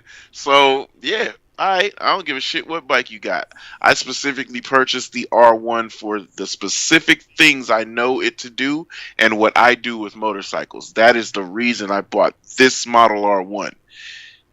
I don't care how new of a bike you got, how powerful it is. I don't give a shit. Make sure you bring all that new power to the back roads. Now, generally, anybody who's saying anything like that, man, you already know they if they start the conversation with power this, power that, like. You need that. You rely on that shit, and like, where's your cornering skills at? Where is this skill at? Where is that? Oh, we gonna see. Yeah, because that's why everybody. Yeah, I don't get that, man. Because even with, like I said, everybody who watching, listening or new to it. Like I'm new to the bike thing, and I've been like doing the motocross stuff, and it's like I got so already, man. Guys are trying to like push me like to get a bit. Like I got a 450 frame. Get a big bike. I got a 250. Yeah. I got a 250. But I'm riding the 135, and that's all around. Like, bro, I want to master this 135, so all my fundamentals translate. I got the 250. But I don't get the Forcer 250, but like I don't need to be on that. I want to master and tame the two stroke. What everybody's saying is crazy. And now I'm doing. Yeah, I was doing. So I did my first jumps the other day, and oh really? Yeah. So it's getting So I'm actually like getting the speed. So I haven't been I stopped Vlogging recording because I wanted this. I just want to ride, and then I want to come back with a vlog, and you're not hearing like now. I'm actually getting into it, man, and like so now I'm working on cornering and standing up, and all the fundamentals, man.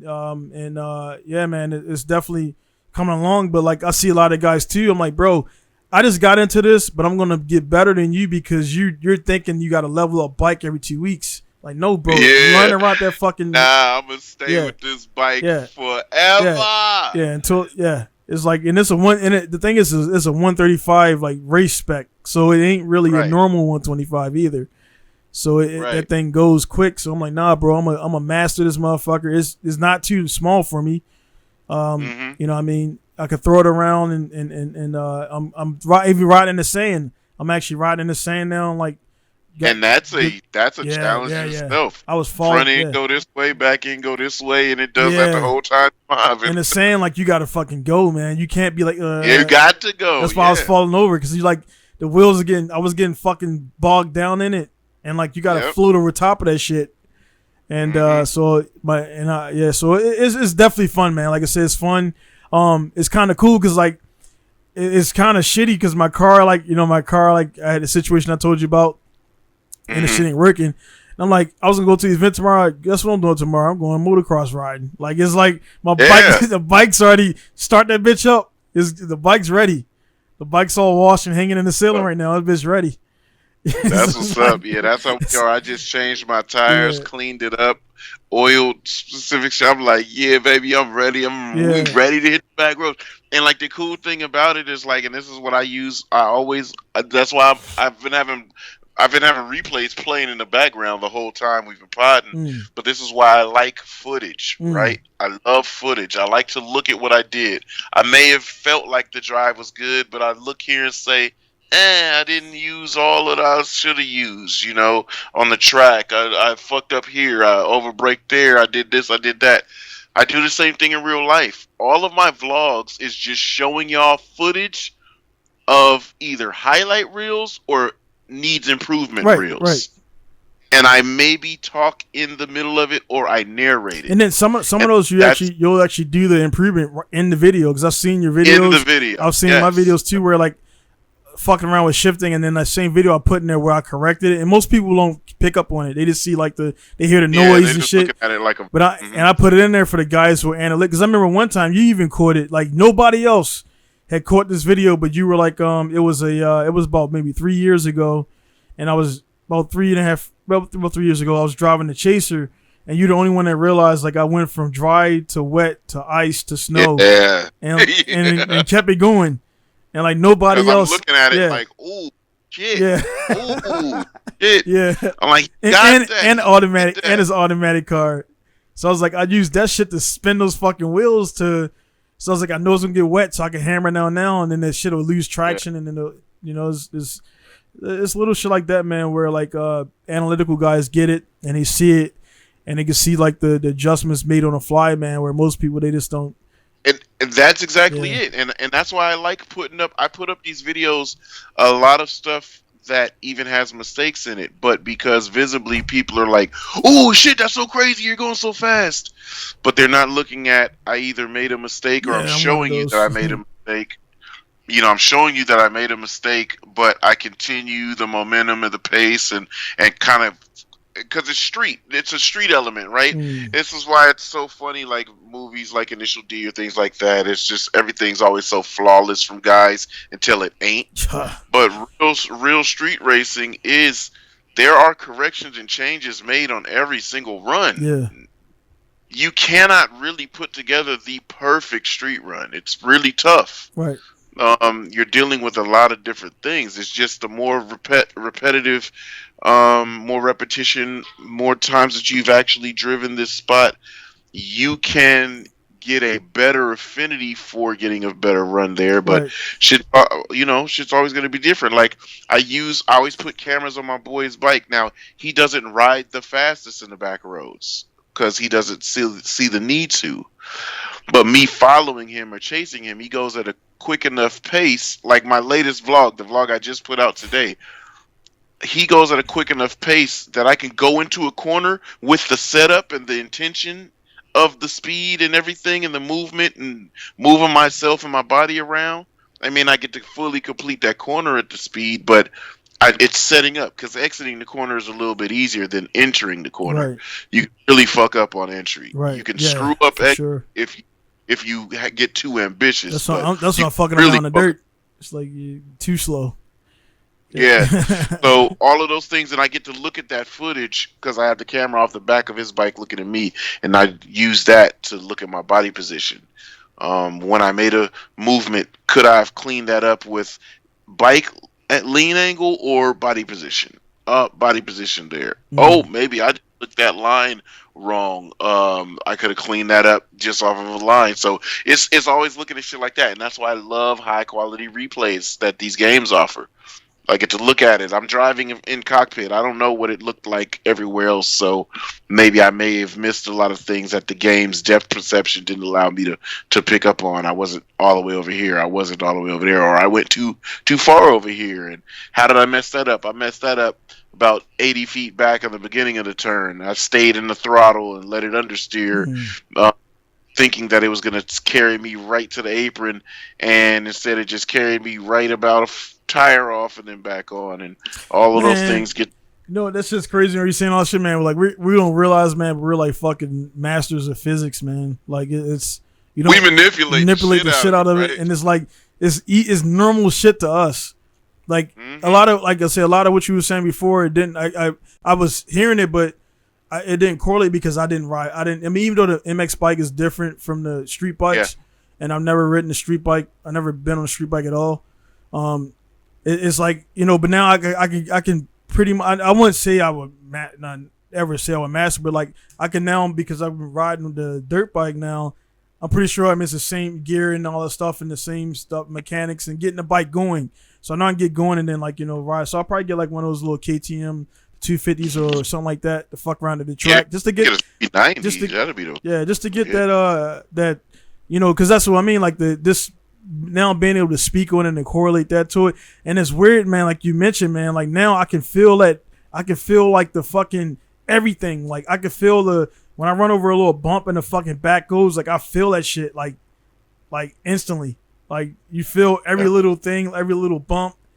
And you do that on street bikes. You're coming up to a bump, you get off the seat. You kind of want to stand up on it. Yeah. You kind of go from sitting down and you see that bump coming, you hover off the seat a little bit. You use your legs for suspension. Right. The bike will buck, and you buck and kind of get your weight back. Like if you're on throttle, you do something like that, and if the bike goes up, it comes down rear first and you're applying heavy throttle, you might get a whoop and loop. But if you come up and you're leaned forward and then you stand up just a little bit and get that, like, dude, I gotta show you. I'll send you some. Caldwell Park is the best example. Caldwell Park, these guys come up a hill, make a sharp left turn, then a sharp right turn, and go up a hill that flattens out, and they jump every time. Now imagine those fools sitting back on these full throttle horsepower bikes. They'll go like this, right? End up in the X game. Right. He in X Games mode, right? But because they know that's coming, they stand up. They stand up. They don't sit. They stand on the pegs and push the bike down like a luge. So when they come, they're going straight up in the air, and then they finally catch a seat right as soon as it lands. That shit right there, man. Like, it's weird. Man, I'm like fucking, because the car shit I'm solid, man. So I was riding a BMX bike with my kids, right? And I didn't realize all that time, like, BMX, you generally ride with your body weight forward Right. because you're pedaling and shit. You're keeping the front end down, even though it's not motorized. You're pedaling because if you go over Witchcomb, you keep the thing down. And then I went from the BMX. I was just riding, and I'm like, man, let me try this shit on a dirt bike. And I'm like, of course, you got to stand up and you did the thing, but I was like simulating some other stuff. So when I was doing those jumps, only reason I didn't loop out is because I had my head over. Yeah, I had my head over the handlebar, over the. I was practicing that because that is scary, man. Like you're riding and you're full throttle and you're fucking over and you feel like you're gonna flip over, but that's the proper way to keep that front end down because the back is gonna do what it's gonna do. So now I hit that one jump. If I was sitting back, I mistakenly hit the fucking throttle and I didn't put the clutch in, so it came down. It came down in throttle. It came down with the wheels. Yeah, because landing, you're suspended in your arms. I made a mistake. Your shocks went like this. Yeah, exactly. Yeah. Almost whiskey throttle. And I was looking at a lot of EMA guys. When they jump, they thought they clutch in. Yeah, so because you can land however you want. Right. And you're already on the limiter. Right. And they clutch. So I was like, I got to get used to clutching in when I'm in the air because I didn't clutch in. My hand was wrapped around the fucking left grip. And only reason it didn't loop out is because I was over the thing. And I was like, oh, fuck, don't do that again. Yeah. And I got like that little shiver in my body. And like, all right, like shake that shit off. And one thing I did last weekend, which I never do, when I'm flying home, I usually, and I flew home because my daughter got the shots to go to school and it swole her eye closed. She had hives and shit. And then my wife was like, I'm taking her to the ER. So I left the mountain and I blitzed home. Right. 130 something the whole way, faster at certain places. So this flyover connecting the freeways over here, I usually go over at about 100, 115 or something. And usually I do that sitting on the bike, leaned off a little bit, kind of central body position. I was going so fucking fast and full throttle, and I just came out of hill working on body position. Man, I came up that fucking thing, and I was still tucked because I was going like 130, and I just sat to the back, shift over a little bit, pushed down on my left foot, and used a little bit of pushing the handlebar out to make... Man, that fucking bike was railing. This is why I don't think leader bikes should be on the street. It's so... If you use them, use them. I can't imagine. Like you said, 600, and that doesn't correlate. I mean, and it's the 600. They're 4-stroke bikes or Screamers. Inline 4 flat crank. Yeah. Right. Screamers. Right. Fucking Screamers with 120 horsepower. Yeah. Now imagine a beast with 184 horsepower. That's maybe 30 pounds heavier with 70 something pound-feet of torque. Yeah. That's geared. Yeah. Dog, I was fucking flying. And I didn't even think about it. I was going through the corner and my body said, position yourself. Because I was scooting, dude. And my visual was like, nah, this is going to be a deep lean. And I leaned deep, but I stayed in the throttle because I felt like if I rolled off, the bike was going to understeer or go wide. They loosen up and go wide when you roll off the throttle when you're really hanging in turn. So you kind of stay on throttle to keep the bike tucked. Man, I came through that thing fucking flying. Whoa! And when I came out of it, I naturally just rolled on even more throttle. And dude, I looked down at the speedometer. That shit was going up to 150 something. I said, God damn, how fast did I just go through? I went with 134. And this is just a freeway corner, So it's like leader bikes in the most diabolical hands is an insane motorcycle to have on the street, man. So it's like, this is why I'm taking my time being proficient in it, because it can be that dangerous. You know what I mean? It can be that fucking dangerous. Like, people really trip out about the stuff that I post, and I post myself going to 170 something. That's nothing because it's straight line. It's the stuff that I don't post, like that I don't turn the cameras on when I'm doing shit with cars on the freeway and I'm splitting lanes in big turns going 130. It's like, guys be like, oh, be safe.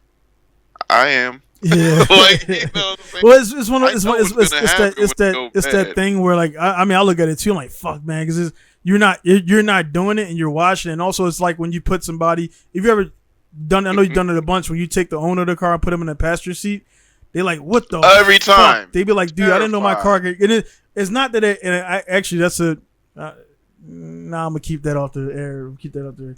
That's an industry secret right there. But but it's a placebo kind of because they don't. It's not really that it's that fast. What you're doing is just because they're not in control.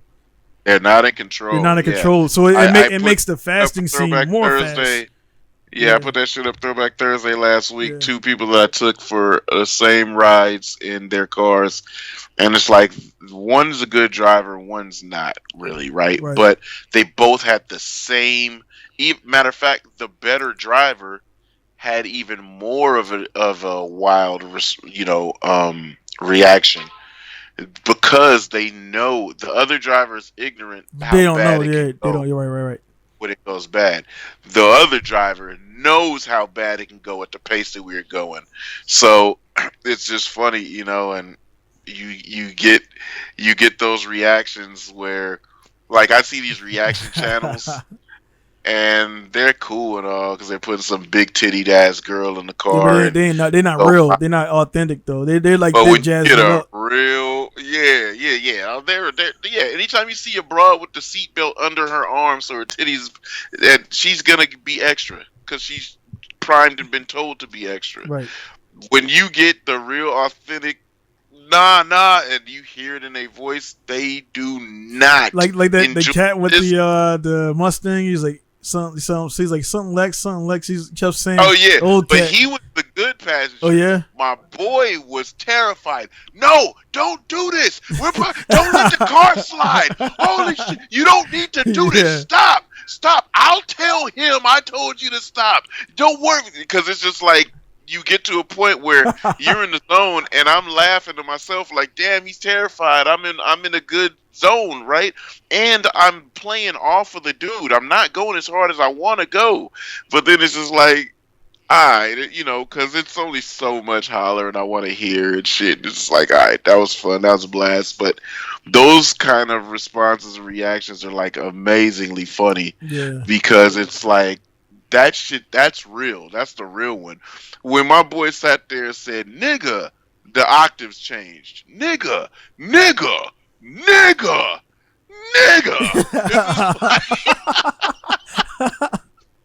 This is like that's real fear. There was no fake in that. It was just he just knew this is just an expletive. I don't know what to say. Expletive. Just like, yo, like. Come on, and then he said something like, "Bruh, chill. I don't want to take it there. Chill." And he was just basically saying like, "Yo, I don't want to like start hollering and be like, yo, stop my fucking car. You're in my car, and you ain't listening to me." Like that's what he's saying, and it's funny because he's my boy. I get it's like code talk, but I get everything that he was saying. The other dude just didn't. Lex, that's scary. Lex, this is scary. Lex, all right, Lex. Like that's funny because he's ignorant to it, and it just feels like a roller coaster. But the dude that actually knows what's gonna happen or could happen because he drives like that, and they just don't take passenger seat good. Owners and passenger seats. Hilarious. My other boy had a supercharged 350Z, and he's just like, "Oh, you should drive it." I said, "All right, come with me." And I just mashed down the street, and I wasn't doing nothing too extra because he thought I was just gonna do pulls. I said, "Nope." I found an on ramp. What? Came on the freeway, fucking burning. He's like, "I didn't know my car could do this shit. What you doing?" It's like, oh. This is lighter on your car than doing a freeway pool, man. Put those damn mods to use, man. These got all the mods in the world, but they drive their cars like a fucking Toyota Tercel or some shit. You know what I'm saying? Like, that should be crazy, man. But hey, I'm gonna wrap it up a little bit, but I want to throw a few couple final topics to you, man, because they kind of come a recent thing, man. But did you hear it by chance, or did you listen to any of the because it was news, kind of the Drake or the Kanye album? Yeah, I listened to Kanye's album. It was super creative. Yeah. I get it. and then I listened to Drake's album, and it was easy listening. It was like I said, if I was to drive on a long Right. drive, I do this. Yeah. Which one do I think is better? They, I think, go. I'll let you. I think Nas's album was better. Yeah, so that's the thing, man. Everybody, That's it's like everybody was doing that shit because I was posted about those, and like not like that's not even like for me. I mean, it's not even that Nas is one of the guys in my ears when I was growing up in the city. At the same time, like coherent and everything, but that's a whole different. Not I would But say Nas is like you got to compare Nas's Nas and J. album. Cole. Like they're in the same But see, I gave J. Cole one listen. right.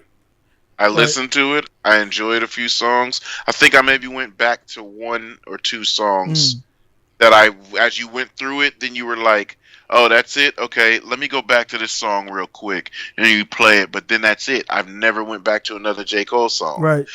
Nas's album, if I'm chilling and I'm in the garage getting ready to work, it's like, yo, let me put on that Nas. And I've listened to that album probably 7 times now. And speaking on that, like that's one of the Nas is my guy, man. He's for a solo artist and everything. Because I was rocking because the X album, I listened to that course multiple times and everything, and it got typical X stuff in there. But the Walking in the Rain with Nas, like that, man, Nas, like it's just that dude kills everything he's doing. The dude is it's a different high level it's stuff. That Andre 3000, like those are like oh my god, that Andre. People don't get it. They don't get it, man. With Andre, man. Song. Did you hear that song that Drake leaked that didn't make Kanye's? Yeah. That was absurd. Yeah. That was wild storytelling, which is something that awesome, Andre does in the greatest way. Well, when he told the story about, I didn't realize when he's like he was talking about the chick or whatever, like he found her in the back of the school with a needle in her arm or whatever, like little Sasha Thumper. Like it's like dude, it's like that you can visually see like when he's rapping, you can visually like every time I listen to the song, it's like I don't just listen to it, I imagine a chick in the back of the thing with a fucking needle in her arm. It's like every time, bro. That's the same thing Tupac used to do. He used to tell you stories that you could see. Right. But he did the same thing. He tell you. Everybody envisioned a dude going to the carpet, peeling it back and grabbing money. Yeah. Everybody envisioned the broad hopping up, telling the nigga, "Oh, can you grab me something to drink?" Yeah. Everybody envisioned all of this shit. People are telling you raps that are like their stories, but because of the way they're telling you, your mind create the image. That's dope. That's not what Drake's do. 7 a.m. at wherever the fuck Drake was at.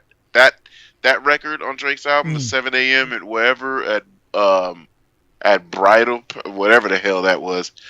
That shit was cracking. That's probably the only song I'll go back and listen to. On which album was this?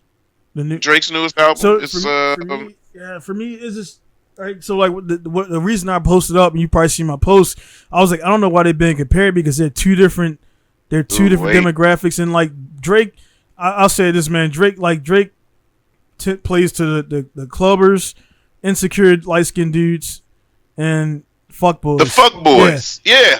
That's like that's who he plays to, man, because those are the dudes who like they think they got more girls, insecure dudes, and fuckboys. Right. Some of them who get chicks, and other ones who act like they get more chicks than what they get, and like they just like so he's like their anthem. 7 a.m. on Bridal Path. Okay.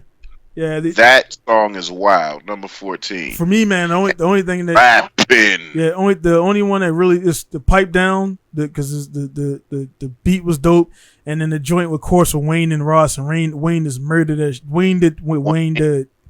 Wayne does with like people like him, like that motherfucker has been in the game for decades, and like the funny thing about Wayne, man, is there's a lot of people who've been on him since the whole whatever started up with that. Like, bro, go back and listen to his shit before Hot Boys. Like, he was just straight lyrics, no gimmicks. Yeah. Like it's like if you look at Wayne's career, it's like different. It's like, he's the grind to get the money, the grind to stay there, and then like the grind he's set for life, and it's just like lazy rap, but he turns it on when he wants to. And then the mixtape era, where he just was mixtapes with, and that's what Drake. Hungry. Yeah. Drake shit kind of. When I listened to both, I listened to both here. I was doing my taxes. I listened to both of them here in the studio. I listened to it in the car, so you get the different vibes. Notice that you have to listen to Kanye shit on bigger banging speakers. Kanye got shit, man. Else doesn't sound Kanye shit like is not that grasping. The production wasn't even. There's no compare. Like the production, he knocks that. It don't matter what he makes. Out of the production is always going to be cutting edge.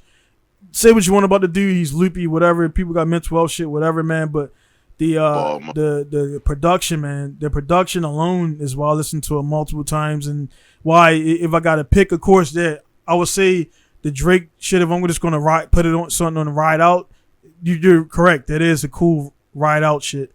But like the Kanye shit is again, he's never pretended. He's never say he's top 5 alive, dead alive. Kanye never said any shit like that. It's not what he does. But he, the some shit was funny, like the shit when he said the shit about the dude and the ribs or whatever. Yeah, like the ribs. I knew that was coming. And I was like, man, people kept saying like, this is weird because he kept repeating shit in the song. But anyway, I actually the other day, man, yesterday, because I've only heard Drake's shit on like the Witchcom, so I actually put on like the 2021 best hits, so it was like a flow of like the best. I'm like, oh, I remember that track. I'm like, this dude made some bangers, man. Like, you know what I mean? You don't really look at him like, fuck, he made this and that, and then like the shit with Dice Pineapples and Ross and the Wally or Whale or whatever the guy is. Yeah, that shit, man. Like that.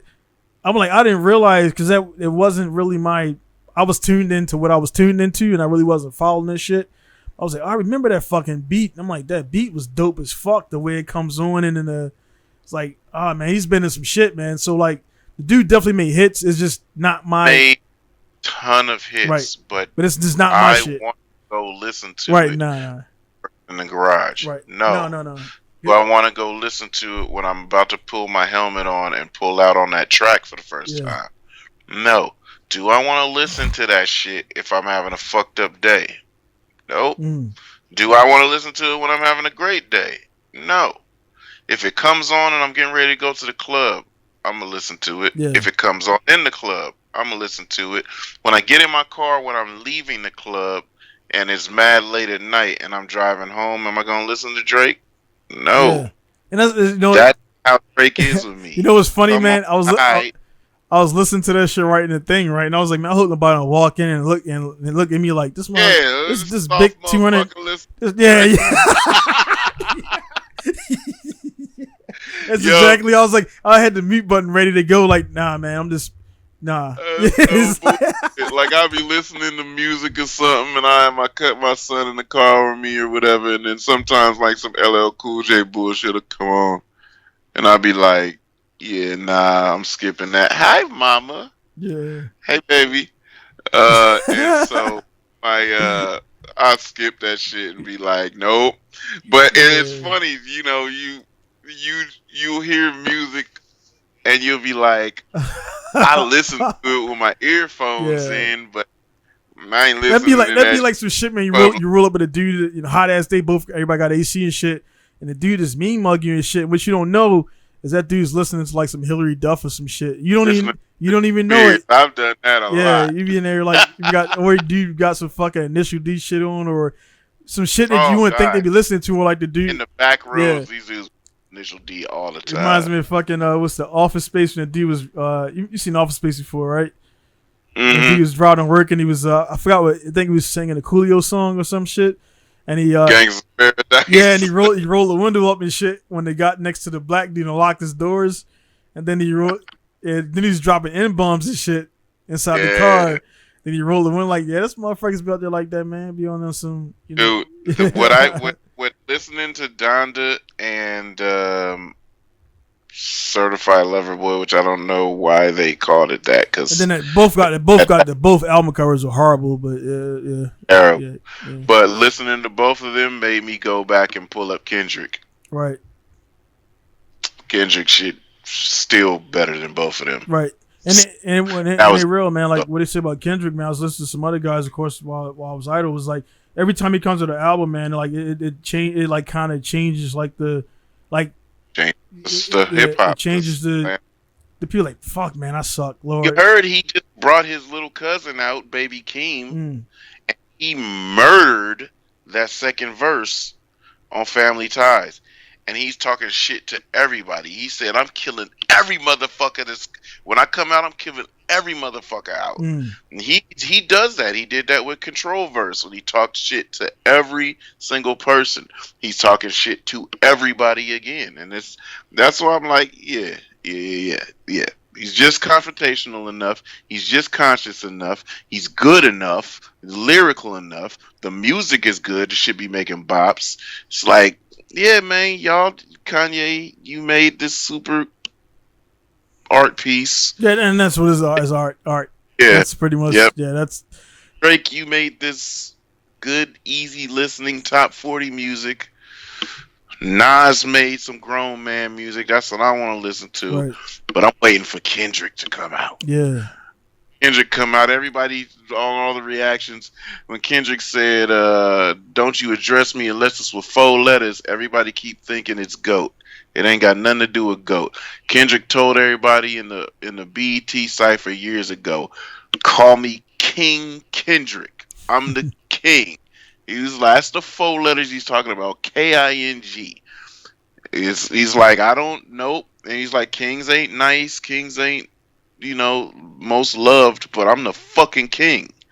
You know what I mean? And I'm like, yup, I like that. Be confrontational. And what he's doing, what guys there don't know, man. He's speaking for he's talking, and people like we know that because it's the eras. So he ain't like he ain't going back and going back to the 80s and rock him and all that.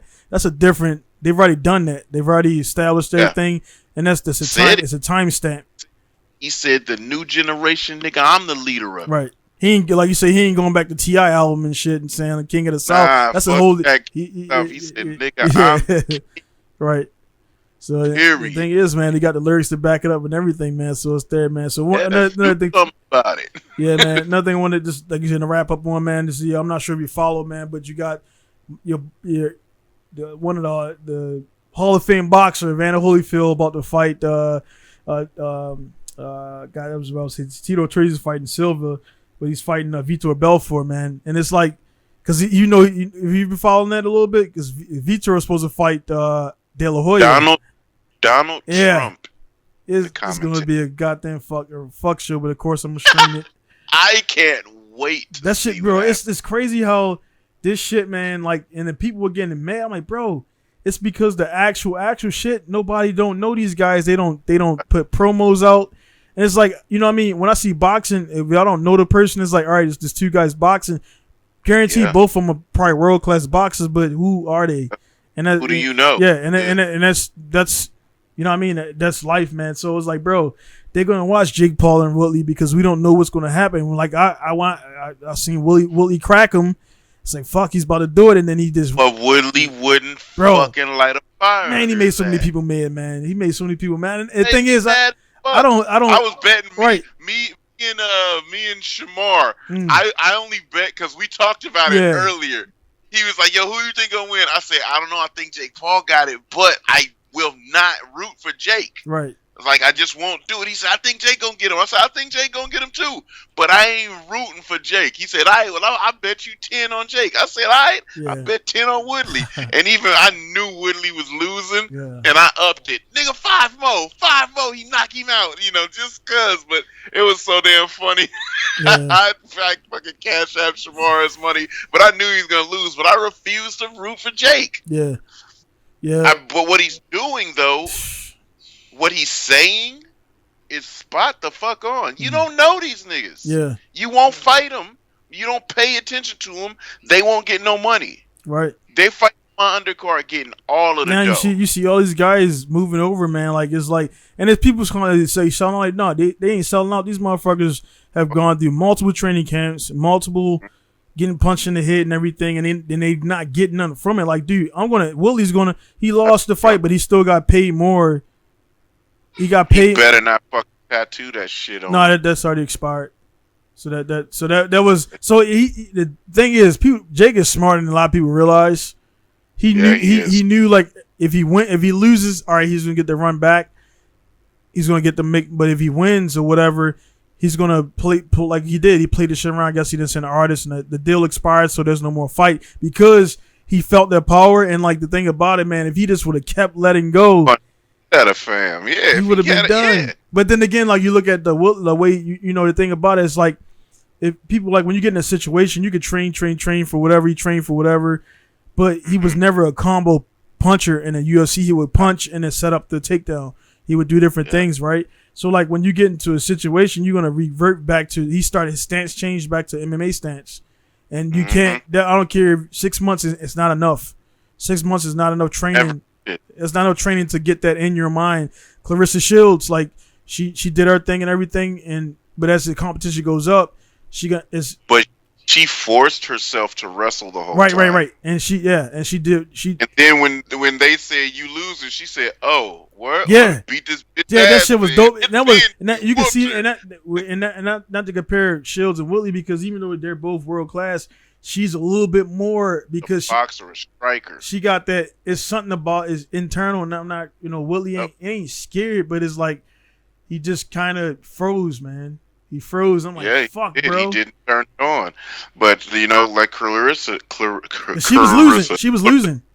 Because she was trying to wrestle, right? Or she trying to show off her newfound talent of wrestling. Like she told her coaches, her trainers, "Don't teach me boxing. You niggas can't teach me boxing. I got it. Yeah, I'm good. I got that. I could teach this fucking school. Just wrestling. Show me how to get up out of these holds and how to control it on the ground from my back and all of this shit." And then when she was doing all that really well, but she wasn't striking. Right. They say, "Yo, you losing." Oh, what? Yeah. Turning right. It was like instant. And she turned that, and that was dope to see. And that right there is potential because, hands is not a problem. The hands can flow in her sleep. That's easy. Let the go. Shorty started crying. Yeah. So like so now when she get like she adds the ground game, which I'm a grappler and purple belt in jiu-jitsu, so I want to ground a bunch. But you could tell, man, she's gonna get better. But the thing about it, man, it's like it's vice